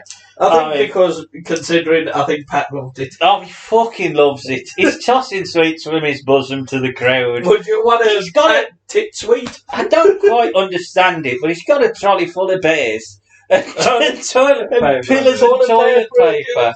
I fucking about. He gives Finkel a kiss. Definitely more planned. No, not at all. What the fuck are you doing? Vince said before, kiss Fink. I'm surprised that's what happened to JR. I just love. I can't tell you how much I love this match. This match is basically Vince has decided to tell his two stooges go and screw up with everybody. It really plays into my LVP. This does later on, but I'll get onto it then. Pat tells Jerry off for looking like an old queen. He tells him that he's always been his friend and promises to lay down and let Jerry get on top of him, which goes all very carry on from the crowd. So we're in. Pat tricks him and low blows him. We see Gerald Briscoe is wearing pantyhose. Oh God! But of course, hardcore. He gets a banana and puts it in his face. There's a banana. There's a banana. What went to the banana? He goes all tournament to death and gets a tampon out. Oh no! Yeah, I remember this. It was a maxi pad. And then he teases a stink face. There's a low blow. I mean, all the way through this, the commentary just laughing. Just laughing. Even JR's gone. Oh, the crowd, though. Fuck them. I'm sorry. Fuck you. They boo him and turn on the match. Which is such a shame. Because it's going to be over in a minute. Yeah. Just sit back and laugh at the old drag queens having a fight. Yeah. It's amazing. Laugh at the silly old men being meant to wrestle in drag. This is the only time these two ever fought on pay-per-view. Yeah, it is. Gerald and Pat ever in their career. Yeah, it's amazing. Oh, you mean in their whole career? No, they don't have any They other appear in like matches. NWAs or anything like that. They never appeared on pay-per-view, which is amazing. Bronco Buster Bronco Buster onto Pat in the corner. I ain't going to do the obvious joke there. Pat and Jerry tear at each other. Jerry puts the fake tits of Pat in his face, and this brings out Crash. He stomps and derobes Jerry. He clocks Pat with a trash can. Great sell. Oh, fucking amazing. Whoa! Like his shot. And Crash wins the hardcore evening gown match. Strangely. I was going to say, because he ripped off the evening gown of, was it Briscoe? Yeah. But what Paterson Pat was already disrobed anyway. Briscoe should have won the belt and then Crash hit him. So shouldn't they have said, oh, your new hardcore champ Briscoe, then Crash come out? We pinned Pat. I'll tell you this for nothing. I would have given that another 5 minutes. No. I understand why they didn't, because the crowd obviously turned on it. And maybe the gimmicks had run out by that point. But I fucking loved that match so much. I enjoyed that match so much. It was proper laughing. I weren't just laughing thinking what's wrestling doing. I was laughing at the men making me laugh. I thought it was really good. Jack. I don't enjoy it as much as you. It was just a skit. 5 stars. With a hardcore title skit. It is what it is. It's there to, a bit of comedic. Today, the mood. Needs to come down. Let's just break up the pay-per-view, lighten it up, don't take it too seriously. Let's have a laugh. The crowd don't want that though. No, I thought the crowd spoiled probably in the wrong area, in Boston. And probably the wrong era as well, really, because I think I think nowadays people would appreciate the comedy a bit more. Gerald don't go in enough. He don't go full drag. I've never seen. I think that kind of works though with the serious wrestling. Gerald had to go full in. He did wear his pantyhose. He did have high heels though as well. Pat didn't. Pat sneakers. But yeah, Pat was the one that sold it. I can't shit on it because Even with the I've never seen the Pat. segment and it before. served its purpose of Crash Hysteria. Yeah, the Yeah. So It was just a way of getting a comedy match on the show. it's just a bit of Crash wins, and it's just a way of Pat probably leaving everybody wanting It's just for Vince. It is to Vince as to well. laugh at two people. And probably Bruce. Probably had a good tip. I fucking love that match. JR and the King regroup. So, are we ready for tables and dumpsters? Fucking hell. Jesus Christ, this is too long. Fucking Yeah, I mean, how can we go from that match to something that's more overbooked? Dudley's cut a promo and they've written Tory badly on the table. Bubba is in a catatonic state. It says taught. It was terrible. Look at it. Taught. Bubba's in a catatonic state, needing to put Tory through a table. Bubba getting splashed We'll get through over the there, table Dave. by Tory is shown. I have to put women to the table. DX and Edge and Christian pushed Dudley's off the stage in a dumpster. Can't help but feel this is a very low level feud, and this is happening. And this has been done in 98 with Terry Funk. It needs more Terry I Funk. don't quite understand why the table added anything to the It was just you're always through a table. Dudley's storyline, get a table. It hurt more when they went through the table. Yeah. Run DMC play DX out to the last knockings of DX. So here are the rules. There are rules. Did you know that? Yeah. DX have to put both Dudleys in the dumpster, and Dudleys need to put all three members of DX through a table. I get it because it always was that. But Road Dogg doing this skit always feels it feels like a babyface to me. Oh, the intro. Yeah. And you ain't got Billy Gunn, so he's going to get the extra beat of the HMC. Yeah. I think cool heels just annoy me a bit because you ain't. I don't trying think hard that was enough. cool at this point. I think people at this point were starting to get sick on him. But they do DX love that got skit. Oh, you'll always I love pop the for skit, that. but Yeah. I could tell at this point he was like, "Oh, fuck off, DX." It's man. done now, isn't it? DX, as much as what everybody said, obviously you had the initial stuff with Shawn and Triple H, and then you had the resurgence with the 5 on them, probably with China. But from after 99, who cares? DX is No, at this point, Especially when At there this is no main event leader. I think that's when you have no considering main they event linked leader. it It made with the these sorts of corporate, things. Helmsley McMahon. But he ain't interested, is it? Triple H ain't Yeah, interested. exactly. It's just a matter of then devalues it even more. Exactly. if I need to have a 6-man, here's Road Dogg. And that was the same with the NWO. Once Hogan was sort of done with the NWO, that's it. The NWO's dead. That makes sense. So yeah, that's the rules of our handicap tables dumpster match. Jesus Christ, who booked this? So yeah, it is a tag match as well, which is annoying in itself. Blood feud, hold the tag rope. If he hadn't tagged in, does the dumpster count? It'd DQ'd him. Can you count? Bubba and Road Dogg start us off with Road Dogg giving him the suck it to Devon. He catches a Brett Rope clothesline by Bubba. Devon hits a twisty elbow. X-Pac fares little better, eating a clothesline. Does a spin kick and does his karate go. Yeah. I was waiting for that. Tory gets a tag in and lays some kicks into Devon in the corner. That's me done. Tory was like a legitimate wrestler, though, I think. I think so. Like, let her wrestle, because he couldn't wrestle at this point if he was a woman. Oh, yeah. She was a legitimate wrestler. Devon survives a double team and hits a double clothesline. Bubba is in and rallies and hits a Bubba bomb. And Devon hits a side slam to X-Pac. No, sorry, Andy hits a side slam to X-Pac as well. The was up isn't quite was up, but they do hit the was up to all three members of the team. The Tory one getting the biggest pop, and Jerry Lawler. Yeah, he loves that bit anyway. Bubba then does something not quite PG to the crowd. Yeah, I remember that bit. I think that was a part of it that I thought. How come Mickey James got like really shouted at? Yeah. And Bubba Ray, no one gives a shit. Bubba Ray did it, and Devon just lay there for ages. And Bubba Ray just saying, "Hang on, had enough now. Come on." DX walked the match off, but They don't lost look. a set. They don't look like them sold that they're trying to walk out. It's like well, what really slowly. They will catch you. They're collared on the hard way. The Irish whip the Dudleys into the dumpsters hard way.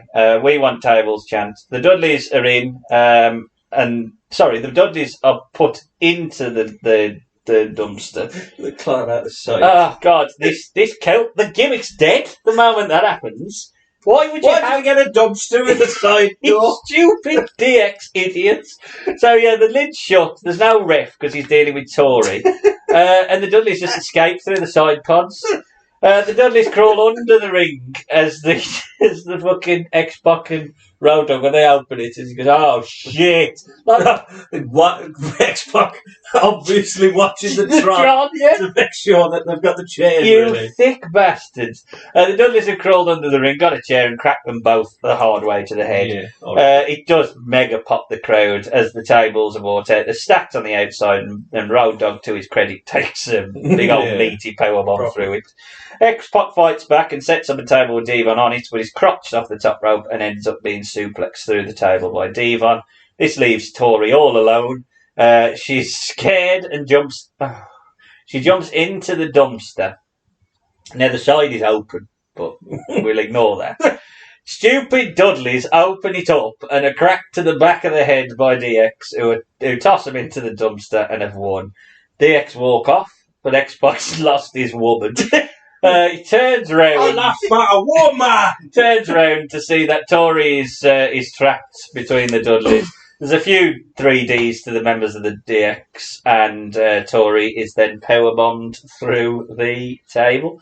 I suppose we've achieved what we came for at the very least. Yeah. Put a woman through a table. There was also a load of shit with it. Jack, there's a lot to unpack, but I mean, the gimmick is a bit, it's gimmick on a gimmick, but I get it to a certain degree. Gimmick on a but, gimmick. I don't know why the Dudleys they just win. I don't know why DX need to win here because they don't feel like even though they won, they still feel irrelevant. X-Pac and Road Dogg. In fact, they are the two most irrelevant in the 5 of the match. Yeah, without a doubt. X-Pac and Road Dogg. So they and they win. Yeah, that's what I mean. The whole thing with Tori, even through the King of the Ring, as I mentioned, that's the whole thing that mentioned. There's some nice, Road Dogg taking the powerbomb and all that sort of stuff. There's some nice spots, and it's okay. I don't get the tagging in at the start. What's the fucking point? It just descends into Tornado anyway, so just start like that. But it was okay, but the Dudleys should have won. Well, I've just got that the Attitude Era literally was tits and tables, because that's literally all the crowd wants. I mean, they love the tits, they love the tables. Who doesn't love tits and tables? It's just amazing how over the tables are as a gimmick for the Dudleys. Like, there's just so over.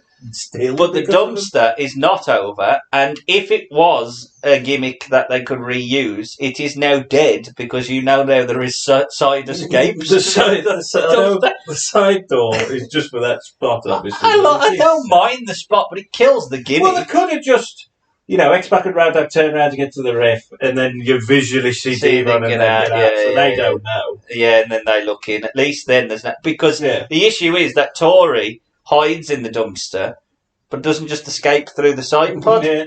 Like, it just doesn't make any sense. None of this makes sense. And it was just too overkill. And I just think you could have established what you wanted to from this with one skit. You could have just had her put through a table. And that would have saved a load of time that you could have added to the King of the Ring tournament. To the Gerald Pat. Well, yeah, Gerald Pat. You could have split this over 2 months. And also the table match here and the dumpster match later. And maybe it's me because I'm the one person in the crowd that really wanted Gerald and Pat longer than this. But the fact that there is 2 heavy gimmick matches back to back on a card that is so stacked, it just feels, and you can feel it in the next match. Where does it fit though? I mean, you feel it in the next match, which should be your centrepiece of the whole show. So. Yeah. I like it because it was way too overbooked. Yeah. Way too overgiving. A table dumpster match is like that. Why couldn't this with stairs? Why couldn't this just be a table match? Yeah. Because then you could have done the whole thing of maybe even Devon going through the table first, or maybe Road Dogg, and then it's X-Pac and Tory v Devon and Bubba. You get Devon go through the table if Road Dogg. You know, you could rebook this another way, and then you could have Tory left with Bubba on their own in a tables match. And I just don't quite get it because the dumpster thing, anything. exactly. They'd already done the whole thing. They'd already Trish, done it. So they had to do. They had to try something different with it. They had to try something different. No, but I think what it was too much back to '98. I think the logic that they're trying to, yeah, exactly. I think what they were trying to do is go, what's the gimmick match that what's they're doing a lot like TLC. What's the DX specialty? Okay, well the Outlaws had that dumpster match, but it made sense at that time because there was no need for a separate gimmick for Cactus and Teddy Funk. They wanted to get revenge for the fact that they got pushed off. The legitimate storyline here is that as Bubba Ray wants to put women through tables, he's made his decision that he wants to put Tory through a table. So why do you just need to shoehorn the dumpster in? I think it's just the handicap doesn't give the heels enough of a thing to overcome, so they want to give them their own. But they did buy on top of it. True, but they did buy a dumpster that had side escapes. So. Yeah, and they struggled to push it down the aisle. Yeah, that bit when they walked down, and it's just I'm gonna push it for the. I think you've spent years getting X-Pac and Road Dogg into a legitimate high mid-card level, and they have ruined them over the last year because you see it with both of them because by the end of the year X-Pac got barely anything to do and Road Dogg's pretty much gone. Road Dogg's with K-Quick and X-Pac with just incredible and Albert. And that's the problem, I think, is that they feel massively behind half of the roster now. This one match looks like you could have had 3 pay-per-view matches in this one match. I agree. You could have done a singles match with Tory interfering, whatever. Then you could have built to a dumpster match, and then you could have built to the handicap table match. Yep. That's what you could have done. I completely agree. I ain't saying I would have wanted it, but I completely agree. You don't need all of this. Yeah, it was too rich. It was too rich for my taste. It was too rich for my taste. Too rich. Kurt is interviewed ahead of the final. He says that he has to win the tournament tonight. Rikishi, oh God. Kurt says Rikishi is great if you like to dance and rub your arse in people's faces. Excuse my friend. Excuse my friend. He promises to beat Triple H for the title, and that is true. Now we get a recap of Val's attack, and we see Rikishi's arm. It's now bandaged. We get a short promo. He's backing that ass up. Rah! What a man. And then, this is strange. Another play of the promo from earlier saying these 8 men will enter the King of the Ring. That's what At this point, there's only 2 left. Yeah. The fact these 8 men, 6 of them have gone, mate. It just felt like we had no other promo. Just shove that in. So yes, we're down to our final. Rikishi takes it to Kurt on the R-way and slams Angle after a failed attempt the other way round. There's a corner splash and a tease of a stink face. Kurt low blows his way out. No DQ, obviously. Angle stomps and kicks Rikishi and then sends him into the steel steps shoulder first. JR and the King do put a nice job of putting over how important the King of the Ring has been, mentioning quite a few kings of the past and giving Owen Hart some love. Angle is double Irish whipped into the corner and Keish hits a Samoan drop. He then does a move that I have never seen Rikishi do, which is basically the running cutter. Oh yeah, he does do the cutter tie-ins. It's usually a pop-up. Yeah, I've seen him do the pop-up one, but I've never seen him run out of the corner. It was a strange move. The stink face is hit, but Angle powers up and hits a huge Olympic slam, but it does only get a 2, which does pop the crowd. Angle just survives Keish sitting on him. Then he hits a huge belly-to-belly off the top rope, and this is enough to get the win. So, another belly-to-belly. Another top rope belly-to-belly. And our King of the Ring is Kurt Angle. Jack? Yeah, it was alright, I mean, he played into Rikishi's arm. He finally hit the stink face, which you get 1 on a pay-per-view. That's your 1. Was it the right one? Then? Kicked out of the Olympic slam. Yeah, I think so. Kicked out. You got to do it in the last time you see him, Ian. Yeah. Kicked out of the Olympic slam, which gives Rikishi more, steam coming out of the tournament as well. And Kurt won with a bigger move than the Olympic slam. So yeah, you have to go higher. So I think it helps both, and it's definitely the right winner. So I always thought, again, this probably Mandela effect. I always thought he hit the Olympic slam off the. I'm thinking of shit. Viscera, top rough Olympic slam. Bloody hell. King of the Ring 2000, bet with him. Rikishi has always complained, as, true Samoans do, that, he shouldn't be losing in the final. He's the IC champion, where he made me go through a whole tournament, and then I end up losing in the final. The two of them you got through because of DQ chair shots. And I think the fact that they did really protect him, and he did a good job of protecting himself in the selling of his arm as well. Yeah. They did as much as they could. And but I do think, and he did, but I do think there is some argument to say, does Rikishi need to be the one that Angle beats in the final? I don't know. I ain't sure. But it was a fight. It was fine. But it was probably the hottest heel and the hottest babyface singles that aren't in the main event. Yeah, the mid-card ones that which legitimises the tournament. But it does. But I'm not sure that the fans that as a feud might have worked, but they were so burnt out that it happened that I don't think they. And plus, I know they've given Rikishi it out, but it's a bit like what we were saying with Crash and Bull Buchanan. No one thought that Kurt Angle was going to lose, and he didn't. He was the one who was built out. Even throughout the whole tournament, that's what I was saying from the qualifiers. Yeah. You kind of knew Kurt's winning this. And it was a bit like the 2002 one, where you knew Brock. It was going to be Brock. It's Brock. So you get that. you get that every now and again with some King of the Ring. It's like somebody. I'm going to win this. Yeah. I suppose Austin in '96, maybe if you look at it. If you look at everybody else who's in it. What about King Jake? Should have been Jake. Maybe. King Barrow. That's what I mean. Maybe. I think this is the first one where it's so bloody obvious. Yeah. Well, I mean, it's so hot at this point. Yeah. No, it's not the wrong winner either. No, he's just lost both.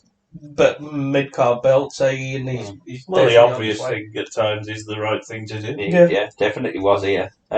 So, our main event then, it's Triple H and the McMahons. They're backstage. Vince McMahon's ready. He's Joe Cool. Joe Cool. Daddy Mac. But he ain't now. He says that. So they're not in the corner. He says they're not in the corner. Backed into a corner. Vince and Triple H are arguing. And we get final shots of the challengers heading out. Rock hasn't had a promo. I was surprised at that. Yeah. No Rock promo. So for the second King of the Ring tournament running, the Vince McMahon and Shane McMahon head out for the main event. And Rock and Taker have both been in the world title match. Oh, yeah, because they were. Because that was the world title match in '99. There you go. My time Triple H heads out. I do like the theme. I don't like his heel theme. Vince McMahon is Joe Cool. I mean, what a nickname. Should have stuck with that. Kane. Joe Cool. I tell you what. Kane gets a big old pop. Yeah, I don't think he had one come back. Well, no, he beat up Pete Rose at Mania. Well, I don't know what he did between then. Well, he switched back to his old gear as well, didn't he? Yeah, and Paul Bear has disappeared for some reason. I don't think that's a bad thing. He looks in really good shape as well. Yeah, he looks like he's had he started to have the mesh bit on the... No, I don't think he had. No. He looks like a killer again. And it's weird with Kane that he kept sort of doing that. Yeah, he's very ebb and flowing. Yeah. Get him away from DX. The one thing you would have experienced that me and Jack didn't is we had Dead Man Walking dubbed over. I assume it was American Badass. I actually had American Badass. I mean, it ain't like he's in the. You've done it now. It ain't like Kid Rock's in the Hall of Fame. I never thought that. Why Kid Rock stuff on the network when he's in the Hall of Fame? It's confuses the fuck out of me. This is why sometimes it's best to have the DVD so you get it. Yeah, I did have a look to see if I could find the entrance because I can't deal with the entrances because I can't get a feel for how big of a pop it is. Yeah. So I never liked American Badass. I wanted to gauge who got the bigger pop out of Kane and Taker because I get the feeling it probably would have been Kane. I think it was based on Kane's pop. Taker got an okay one, but I think his bigger pop was when he initially come back at Judgment Day. It was the month before. They did a whole SmackDown show for him when he first spoke and said he's going to kick Vince's stank ass. Thank you, Wrestling Bios, by the way, for watching this. But again, yeah, so it was basically, this is the new Taker, and this is what Taker wanted to do. And that's why that's the face American biker Taker doesn't work. We go fight. Rock. I think he might get the biggest pop. And yeah, quite rightly so. Him and Taker have some tension as he heads out to a great pop. So JR kindly tells us now, correcting his earlier statement, that Kurt will only get the fully loaded shot if the faction are successful tonight. Why? It's strange, that booking, isn't it? It might be. Why? Put a lady in with the Stephanie thing possibly, but at the same time, why are you just telling this there? Yeah. Why couldn't you do the backstage skit late earlier? Why couldn't you just stand after angle one? Stephanie saying, "I helped you. Can you, if you win the tournament, if they win, we leave." All of that though, it's like you're trying to justify it all. Just don't say it. Don't say it at all. And then do it on Raw. And then make your decision where you're going to go once you've done the pay-per-view. Just say, no, yeah. That's true. That shouldn't have said you win it. Or, if you want to, elevate it and then just follow it through. And don't make it so only if bloody Shane gets the pinfall. He's only fighting Vince. Shane and Kane. There's a lot of Shane in this match. He does. Shane and Kane start us off. I think Triple H might have been carrying a little injury as well. You think he doesn't get a lot of offense. Shane invites Kane to give him a free shot. Kane no-sells it. See you in 2003. Yeah, that's what I was thinking as well. And then Taker tosses Shane out, and we'll see you in 2014? Is that Taker and Shane? 2016. Taker tosses Shane back into Kane, who takes his head off with a clothesline. Vince and then Triple H shave Shane from a chokeslam, but the McMahons take a double clothesline. And you remember Pat's bump from earlier on? Oh, Vince. He's the worst bump taker I've ever.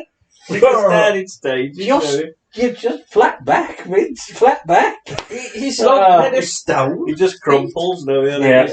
Rock lays them both out after blind tagging his way in. Rock and Triple H have a stare off. Shane jumps him, and this allows Triple H to hit. I did like the stare off. I did like that because it built it. And that's what people want. And I think that's what WWE wants as well. They want you to know that's face number one face, number one base, number one. Until Austin comes back. Yeah. Then fuck them both. They'll be fucked.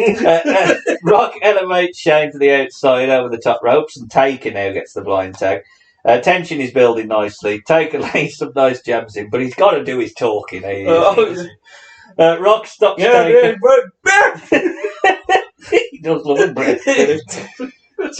Rock stops Taker getting the win, and Triple H is in. He fares little better getting pummeled in the corner. Slow but very effective backdrop, but very slow. Big boot and a nice DDT, and now Kane stops the pinfall. Rock blind. He's not called the block. Rock blind tags as Kane and Taker bicker. Shane is tagged in, but doesn't want to get in, so he's dragged in by the Rock. Rock lays out Shane's tagged partners, and this allows them to drag everything to the outside. They triple team Rock, and now chaos. They all pair up. Taker takes Shane. Kane takes Vince. I love that. Amazing, isn't it? Rock. That's the match everybody wants. Kane, Vince. Rock sets up the announce desk for later on. They don't use it now. Brawl back in the ring. Triple H hits a pedigree, and fucking hell, Taker. I think Taker was supposed to break this pin up. He's too slow. He's far too slow, and he has to kick out, doesn't he? I think. Rock kicks out. You see, Taker's like trying to get it. And JR says that he got him, but he didn't. He's just too bloody slow.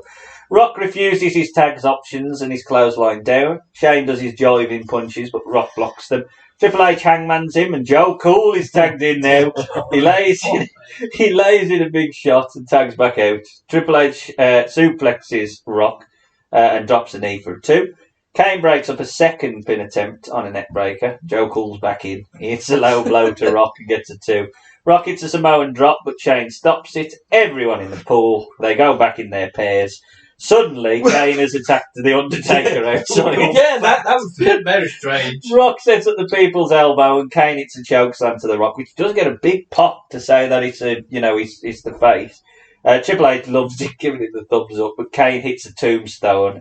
Taker does time it right this time, pulls out Kane. Taker wallops Kane with a chair.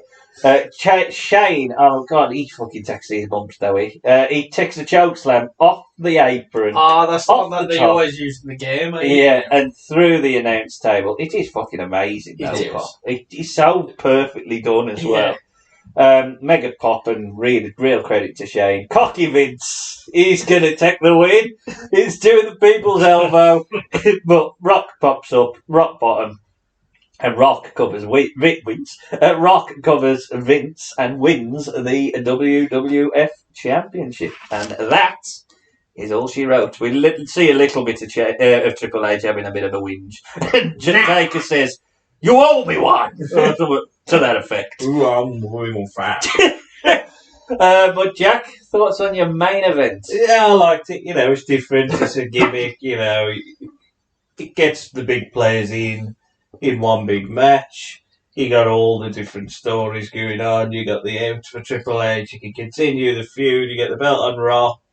I thought it was very good. I did enjoy it, to be fair, a lot. I thought coming into this I was going to rebook that main event. I just thought it's a bit farcical that you've got old Vince losing the title for Triple H. It doesn't really help Rock. It's an easy rebooking.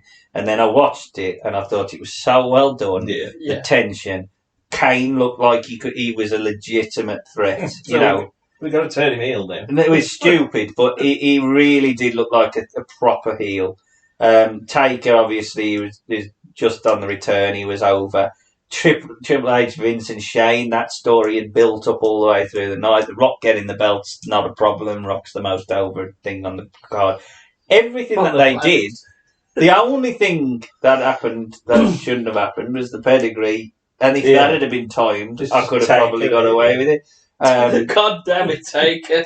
You're a pain in the arse. But and the fact that it now plays into that Triple H he's got that tension with the McMahons on the cusp of him having tension with his wife kind of works as well. So everything there is pretty. I think what they needed to achieve. They know what I'm doing there. But I do think I probably would have kept Rock with either Taker or Kane in the next pay-per-view. That's the only thing. What did Kane do? Fully loaded?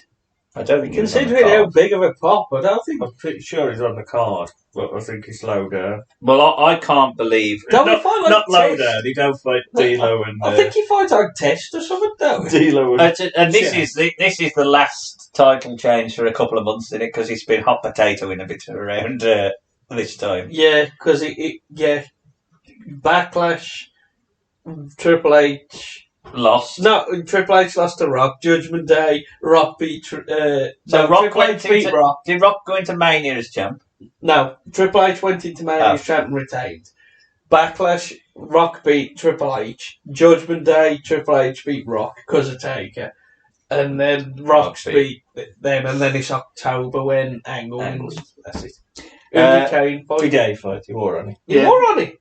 I think they were just doing the heel build here because I think that he might attack Taker. He does attack Taker and chokes him through the ring, and because I think the thing I heard is they legitimately forgot. He's like, we need another match, or we able to Taker at SummerSlam. Oh fucking game, Kane. It's so it was silly. something. It was like a really, and that was the worst. It was our worst match at that SummerSlam, wasn't it? I think it's the one where he takes his mask off and he runs off. Just doesn't make any sense. Just a 3-1, wasn't it? Yeah, it was just fight each other through. Yeah, it's just take a Kane. What we doing that for? I don't know. Yeah, exactly. Sam, I was similar to you. I thought tag matches for a single world belt don't work. See, David Arquette. But they did this. But they did this right, considering that Vince, if he'd have got the pin, he didn't win the world belt.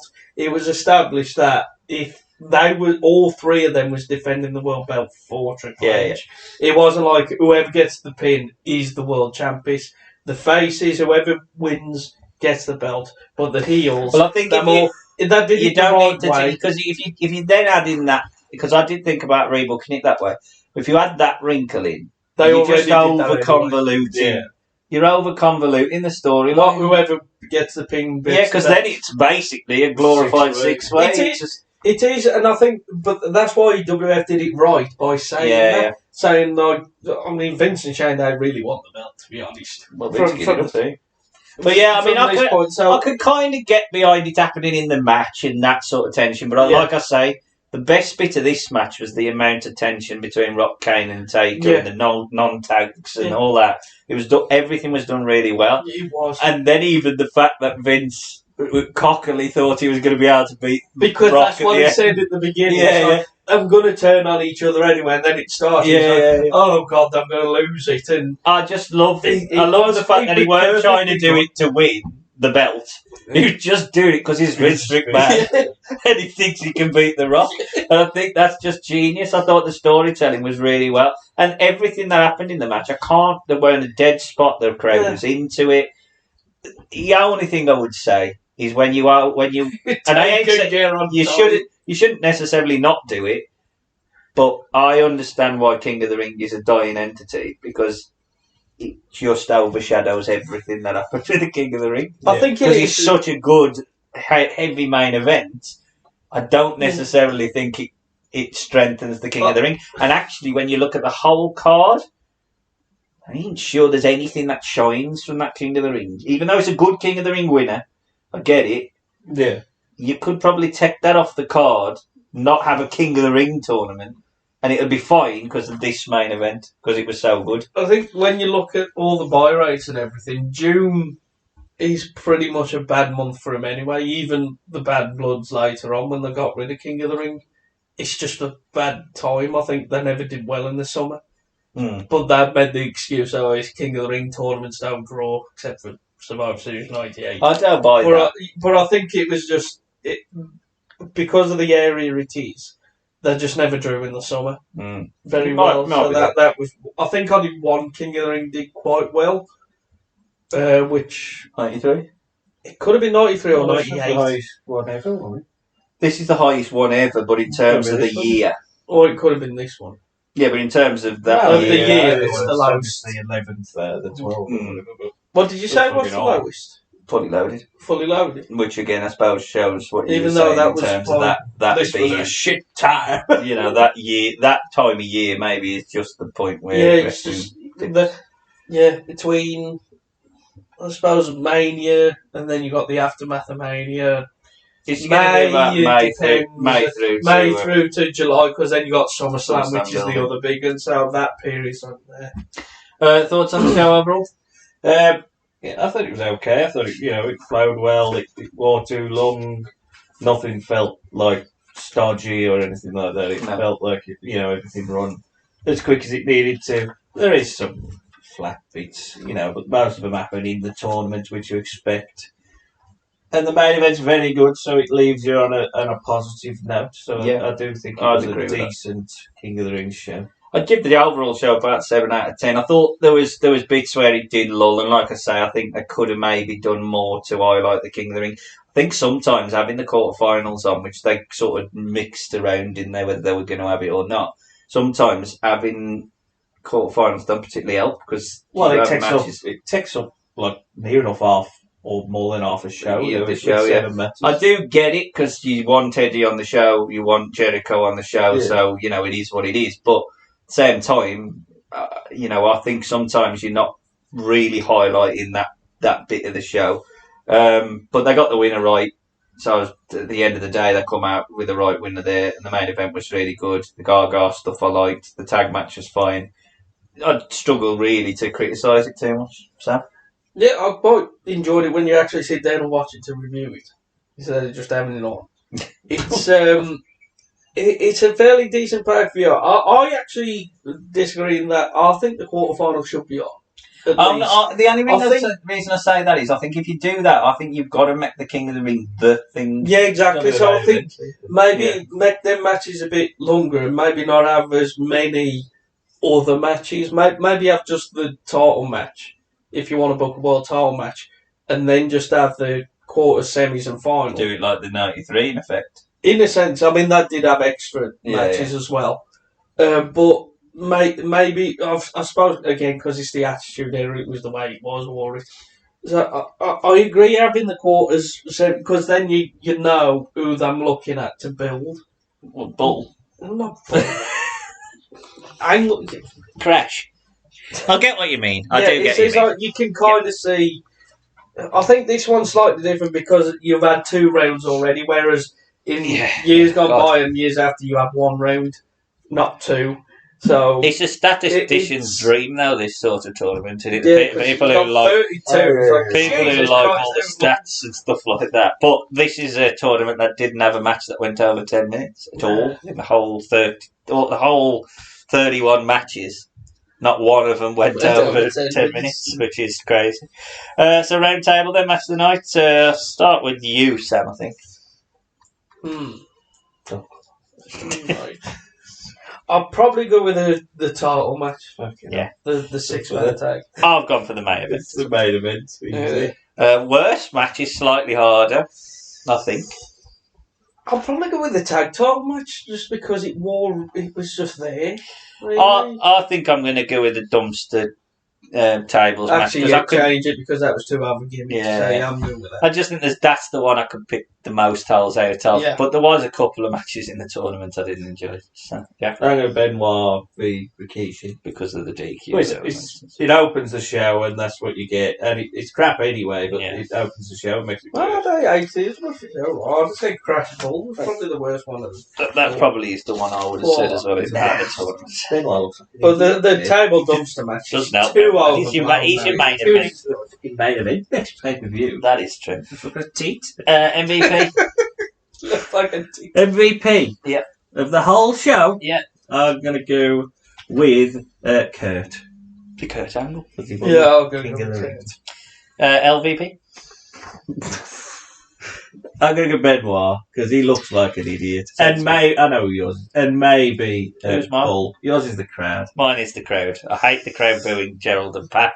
They should have better taste. That was tremendous booking. Yeah, I'm dying on that hill, are you? I'm Just sorry, like Bob Buchanan yeah, is good. I He's dying on that hill. I really liked that booking. I thought it was sensible. And whoever bought that dumpster. Mine's DX. Yeah. I just think DX died in '99. They won. When that split them all They up, won and then that came should out have been shit. it. When that split them all up, that was it. It just Triple H is on the trajectory. Billy Gunn, we're going to try. Road Dogg's here, and Xbox. As much I like Xbox, but it's just, it's done. X-Pac, unfortunately. It was too much like the NWO. They tried it again and just. Arguably with X-Pac. One, he was a bit too small for Vince, but two, he was just too good in the ring. He was. He was just He was too reliable. Can you see if they can get a match out of X-Pac? Oh, yeah. No one was cared about pushing X-Pac. It was basically, can you get a good match out of these people? Yeah, and if he But we're said, never going to use it. and if he said no, then that was it. Well, the other thing was, But that's what what are you they? need in a way. What are they if they're not in DX? X-Pac was still X-Pac. DX X-Pac. That's the biggest Exactly. problem. That's why I say DX is a dead brand. As much Triple as H it's grew, but the other one's dead. Exactly. That and was ironically, we will definitely be reviewing the other member in a long form in Billy Gunn. But he's probably the only one that could, other than the main eventers of DX, he's the only one that you can spin out and say, at least they tried something. Yeah, that's all He was an ass man. It was King Gash the year before. Exactly. Yeah, Whereas, Road Dogg and X-Pac never shook Road the Dogg gimmick. was just Road Dogg was just Road Dogg in dungarees later on. The next Then part, he was fighting at the Alamo. the Alamo. I think Road Dogg was the worst one out of the four. I quite like Road Dogg, but I think he's the worst work. I think X-Pac gets too much flack. I think Road Dogg was worse. I don't know It's the about worst- it. What's Road Dogg's gimmick, really? Well, it's the mouthpiece. It's the doobie. Well, okay, It's what the doobie. else? What is it? You It's don't the need same it, you don't thing. need anything else. It's the same thing. But it was so. I know it's the same with X-Pac, but at least X-Pac can work better. I think he was Personally. like a hippie kind of. I think, yeah, it is difficult to define. More what Road people Dogg want to see was. Road Dogg than X-Pac. It was the D-O-double-G. I'd rather see X-Pac with Road Dogg. No, He- people would rather watch X-Pac wrestle, but people would rather see Road Dogg because he's entertaining. He liked doggy style sex, Exactly. obviously. So there you go. Then having Let's put that off there, shall we? As Sam's got to take a bit of time to do his rebooking on Not the that fly. quick. I can finish it. I'm going to finish with Sam and open with Jack for your rebooking of King of the Ring 2000. 12 matches. 12. Opener, Too Yes. Cool versus Edge and Christian versus the Hardys. You Triple keep it. threat tag. Oh, you've got rid of TNA. Got rid of TNA. Triple threat tag. One in of each team throughout the whole match. Sudden death. Whoever wins, wins. Yeah. Edge and Christian wins the belts. Mhm. King of the Ring, quarterfinals. Here we go. So Crash fights Test. Yep. Test wins. Oh, Chris got rid of Benoit fights Chris Jericho next. Mhm. Chris Jericho wins. Yep. China fights Big Boss Man. Bloody hell, he's rebooked this whole tournament. China I wins. agree with Bossman. China wins. And Kurt Angle fights the Godfather. And Kurt Angle wins. Where the fuck's Eddie? Kurt Angle, he's in the next match. Kurt Oh, okay. Angle can do a lot of shit with Godfather, with the hose and everything. I mean, Yeah, God's he'd love sake, that. Yeah, but, God, yeah. yeah. Next match, European title, Eddie versus Perry Saturn.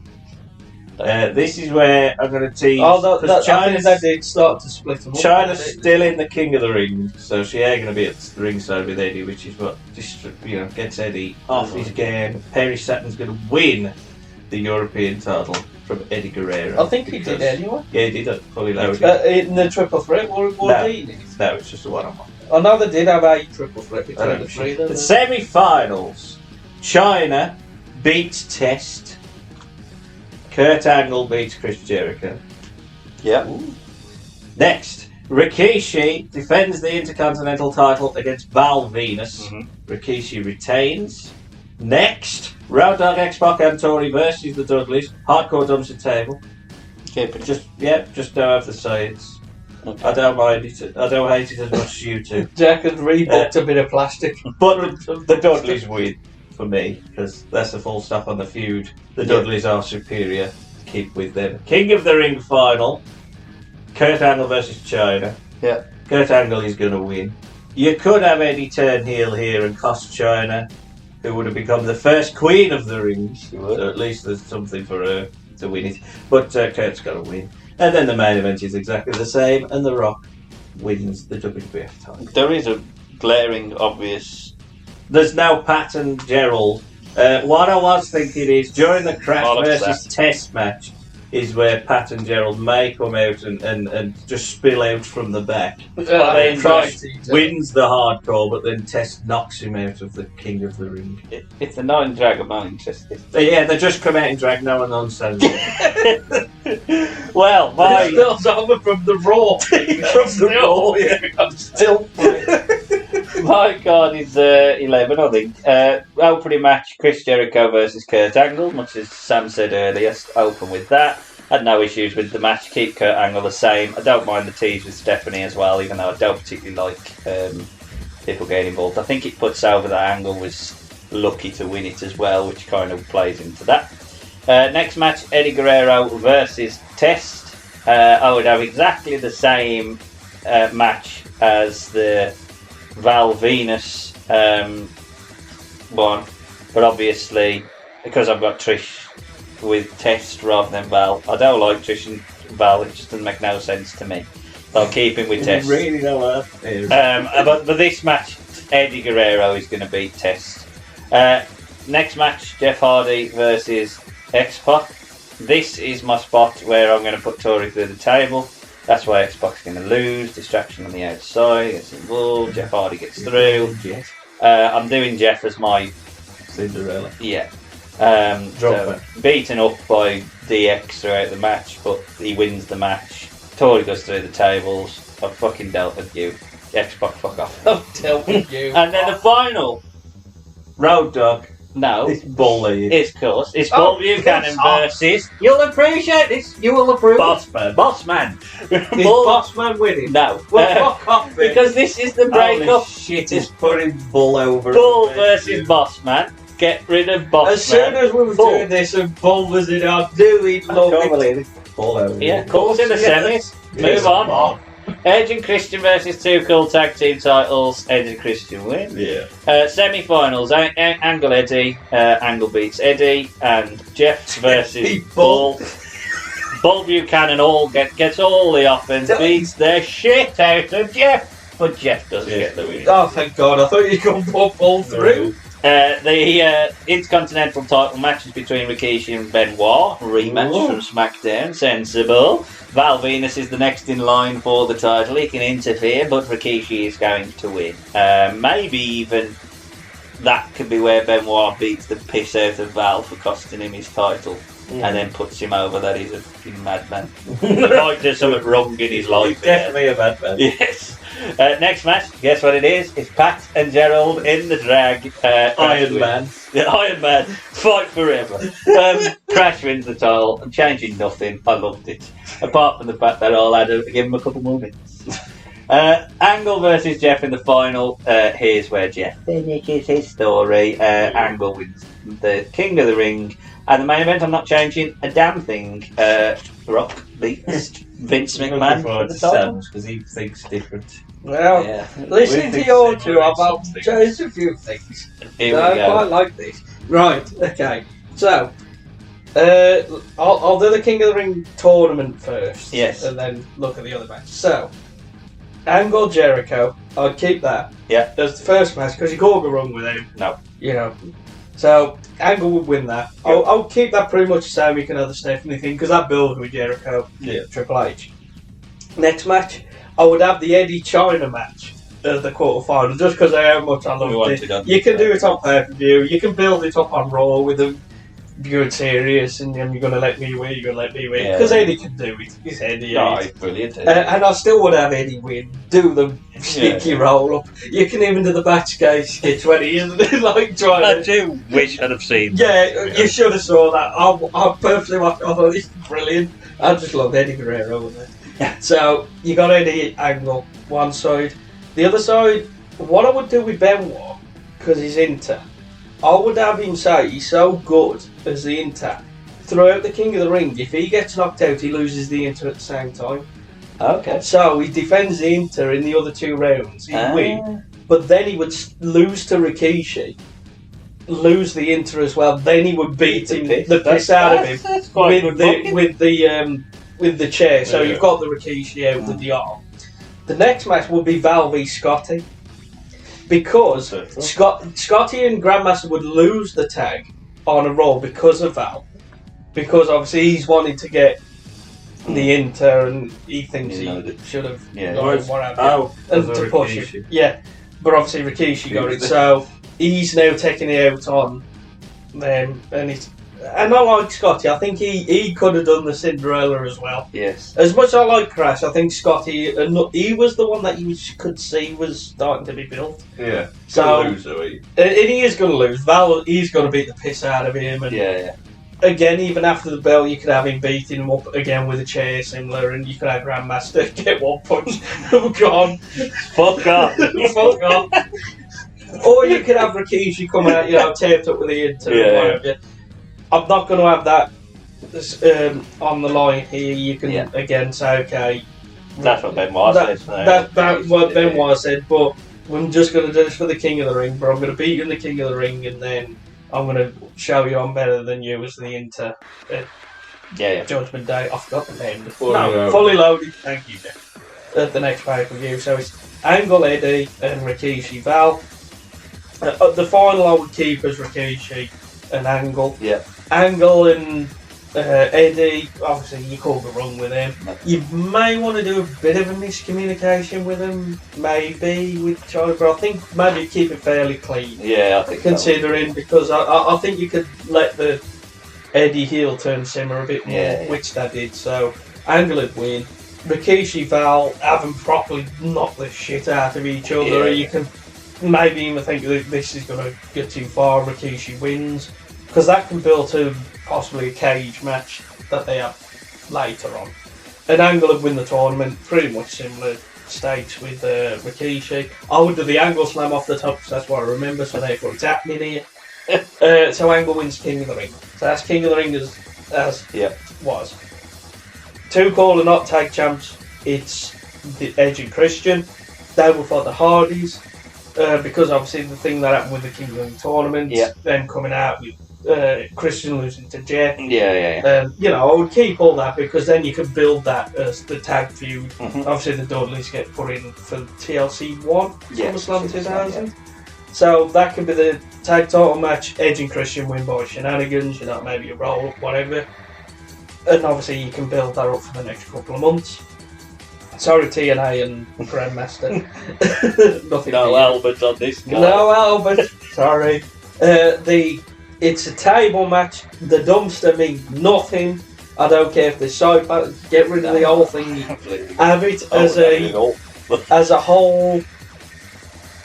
Even do the handicap thing with Tori, and maybe even add the caveat of whichever team loses has to split, just as a way of getting rid of DX. Because not long after this. Not long after that, I think probably because of injuries and stuff like that. But this could be a full stop on it because they did. They did fight each other at SummerSlam. I've done probably again with lots of that. So it's just a way of putting a full stop on it. Just get rid of it now. It gives the Dudleys something as well. We ended DX. He put Tori through the table, and then I don't know what did the Dudleys do with Fully Loaded. I have no idea. Because I think the Hardys fought TNA, or it might have been like a 6-person thing with Trish and Lita. But maybe you could build something up there where they become like #1 contenders for the tag.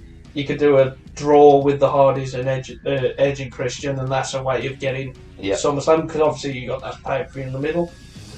The hardcore title match, I think I would still keep it, and then you could have Crash come out. You gotta keep it? You have got to keep it in a way. As much as it's sort of like, I don't like it, but I like it at the same time. It's one of them. I love it. Yeah, well, I know you love it. You love Bull Buchanan, which I don't understand. But I still would have Crash win and go. It's a good come down. And the WWF title, I am not changing anything because I don't realise how good it was until I watched it to review it. So that's how I would book King of the Ring. And I think most of us would say, okay, we can change the King of the Ring around a little bit, but by and large, they got quite a lot right. And there ain't many times we do. Yeah. I don't think there's ever been a time where we've all kept the main event as it was. The winner of the King of the Ring. And the winner of the King of the Ring. Yeah. So as much as we are reviewing this because of what there's little tweaks that could again, this just shows how good 2000 was, really. Yeah. Well, I just think that the thread throughout, and it built to a crescendo with WrestleMania 17 as well. Yeah, you could tell where those good. That's why I think the biggest thing. It's better without Russo, because Russo didn't know what the fuck he was doing. So, although it did feel like Russo was involved at some point. So, yes, if you believe that you could have rebooked King of the Ring 2000 and done it differently, better, or worse, I mean, why you would rebook it worse, I don't know, but let us know on our website, which is bettercallcreative.com, on our Facebook page, which is facebook.com/BCCpod, or our Twitter, which is @BCCpod. We round out the episode with a mammoth fantasy card. So we have done 32 very similar, no doubt, King of the Ring tournaments between us to crown the ultimate king. However, you can be as lenient as you want to with the idea of what a king is in the world of wrestling. 32 people in it, 16 matches. I'm going to open with you then, Sam. So have you got your 32? I have got my 32. Thank you, Ben. 30-second one. So if you want to run through your 16 and let us know your winner. So the first match would be King Gaps, Billy Gunn versus King Regal. Yes, the best one. In fact, we'll go round. I think that's probably the sensible thing. So, well, it don't matter who's won. Tell us who would have advanced. Regal. My first match was King Booker versus King Mabel, and it would have been King Booker. Jerry Lawler versus Billy Gunn. Jerry Lawler. Next one would have been Duggan versus Barrett. Yes, King Duggan. Which would have been Barrett. Oh, well, I had Barrett versus King Edge. It's weird, that is, isn't it? King Copeland. I suppose I would have put through King Barrett. I think he suited the King gimmick better. Kenny King versus Puma King. Puma King, And I'll put over Kenny King. Who's Puma King? Who's that Ricochet? In Mexico. No, that was Prince Puma. I think that's his gimmick, isn't it? Puma King was that's what he... Well, he was just a big Puma. Yeah. With a suit. My next match is King Edge. Again, the way one versus the King of Hearts. There you go. Owen Hart. And it's got to be Owen. Yeah. I got for Owen. Well, I've got King Regal versus Silver King, not the cigarette. And I'm going to put King Regal through because I've got King Barrett versus the Gypsy King, Tyson Fury. Oh, he had a match. Tyson Fury's going over. Amazing. You big dosser. My next one is Ernie Ladd. Ernie Ladd, who did come out with a crown. I don't know what he called himself the king as, but he did have like a King crown. Cat. Yeah, that King was Cat or something, or the Big Cat or King Cat, whatever. King Cat. Versus the 32nd one, Eddie Gilbert, who I believe he said he was the king of Philadelphia because he wanted to be Lawler. Yeah, so he was like the king of the North. King of the North. It could work. I'm going to put over Ernie Ladd. Yes. King Harley Race versus King Curtis Iakea. And I'm putting over King Harley Race. King Xavier Woods versus Silver King. I'll put it over Xavier Woods. Finn Balor, the Demon King, versus Jimmy King. Every one of us. Everyone's got Jimmy King. Every one of us have Jimmy King. You know what? Because of what happened with the Demon King, I'll put Jimmy King over because he didn't live for about 15 years. The internet would implode. Macho King versus King Ted. Macho King. Chris Jericho, who was king of my world, versus Kevin Nash, who was a king over here. The king's a wrestler. And I'm going to put over Elvis Nash. I've got King Kurt, who we've seen, versus King Haku. Yeah. And I think this match will be a draw, so therefore the next one gets a bye. Because you've got to pick between them, really. King Kurt can't be your ultimate king. No. King Owen Hart versus King Tito Santana. Boy. He won it. And I'm putting over Owen Hart. King Regal versus King Bret Hart. Yes. Put over Bret Hart.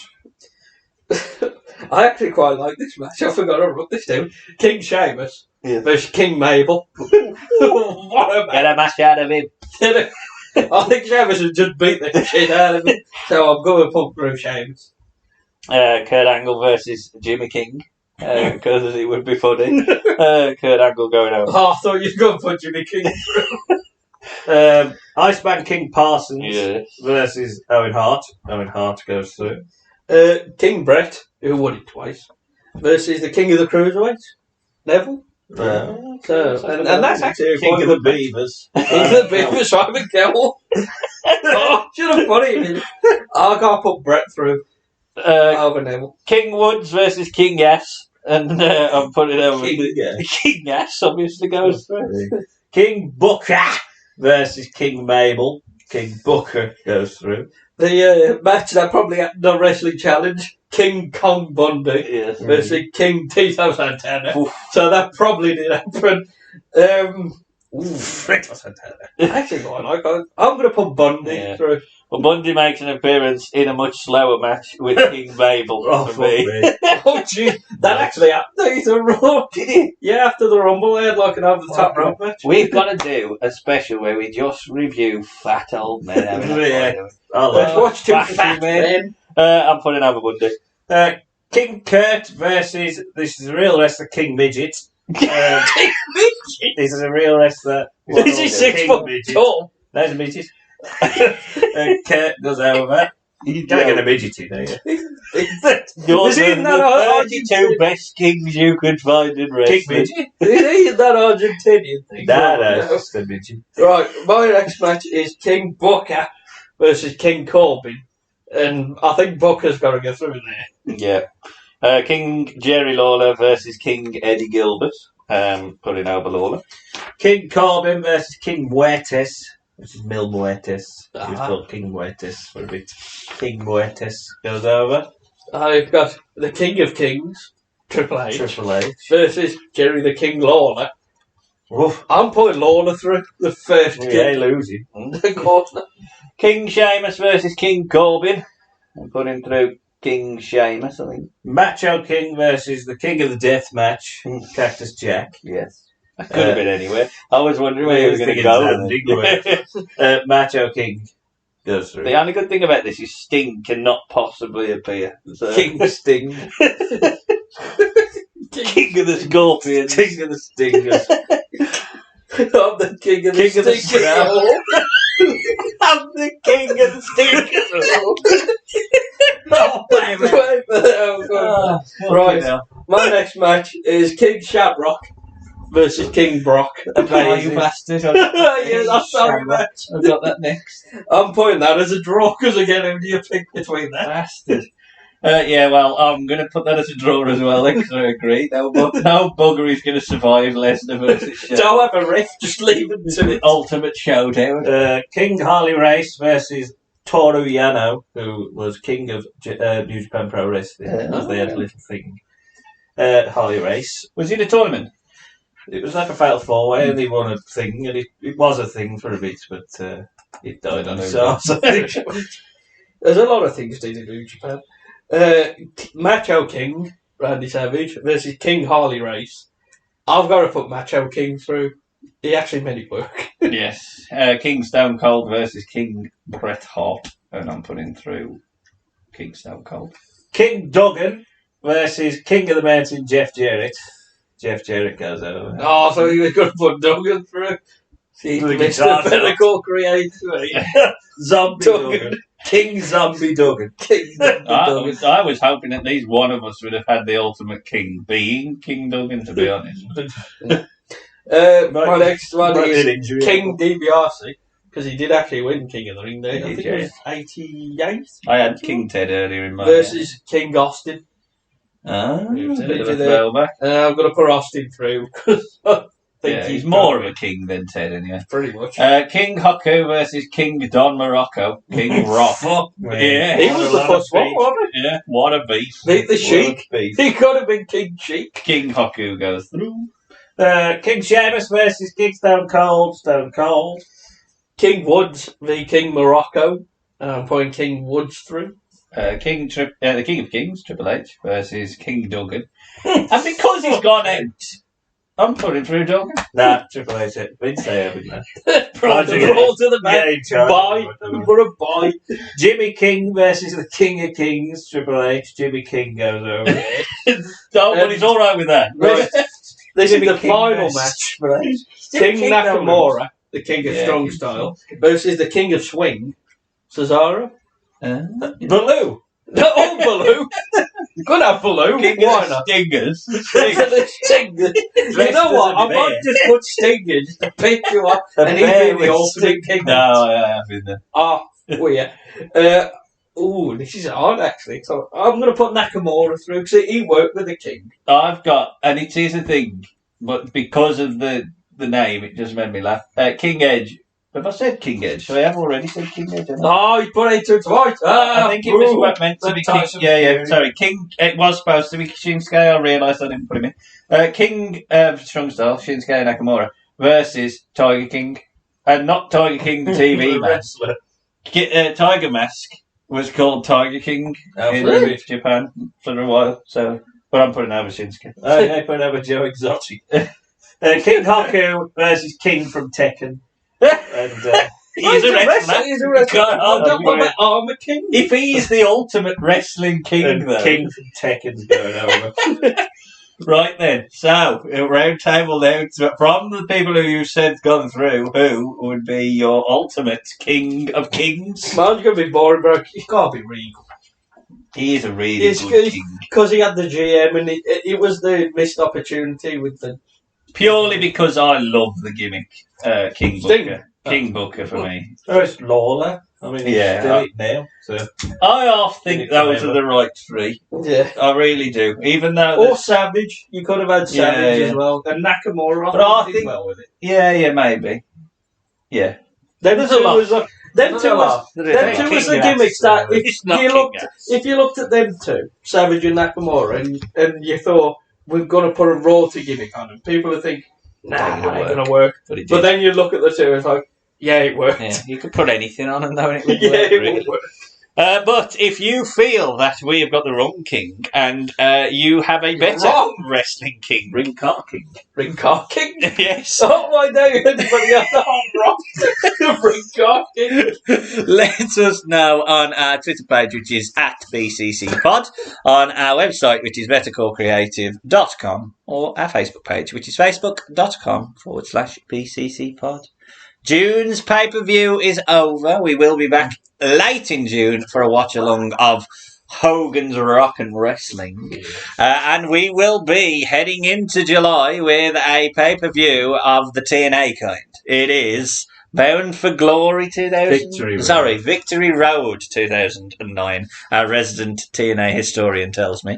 And it features King Book as Queen in a memorable match. We will be back then, and we will be doing the life of Brian one way or the other. I'm not quite sure how we're doing it, but we're going to be doing it. It's a happening. And we're going to be dusting off the Wrestle Cup in July as we crown the worst wrestling video game of all time. What will that be? I think I know the final if they're in the same bracket. Well, that's the beauty of the Wrestle Cup. It could be that they face in the opening match. Yeah, Who or you knows? fixed it. Or I fixed it, yes. Because everyone knows the worst one is... Add it there. But that leaves me to say from the king of the beers himself, Sanchez. Goodbye. And from Joe Cool himself. Goodbye. And Cool Teddy Bear. Now the end is near, and so I face the final curtain. My friend, I'll see it clear. I'll state my case, of which I'm certain. I live a life that's full. I've traveled each and every highway and more, much more than this. I did it my way. Yes, there were times, I'm sure you knew, when I bit off more than I could chew. But through it all, when they was doubt, I ate it up and spit it out. I faced it all, and I stood tall.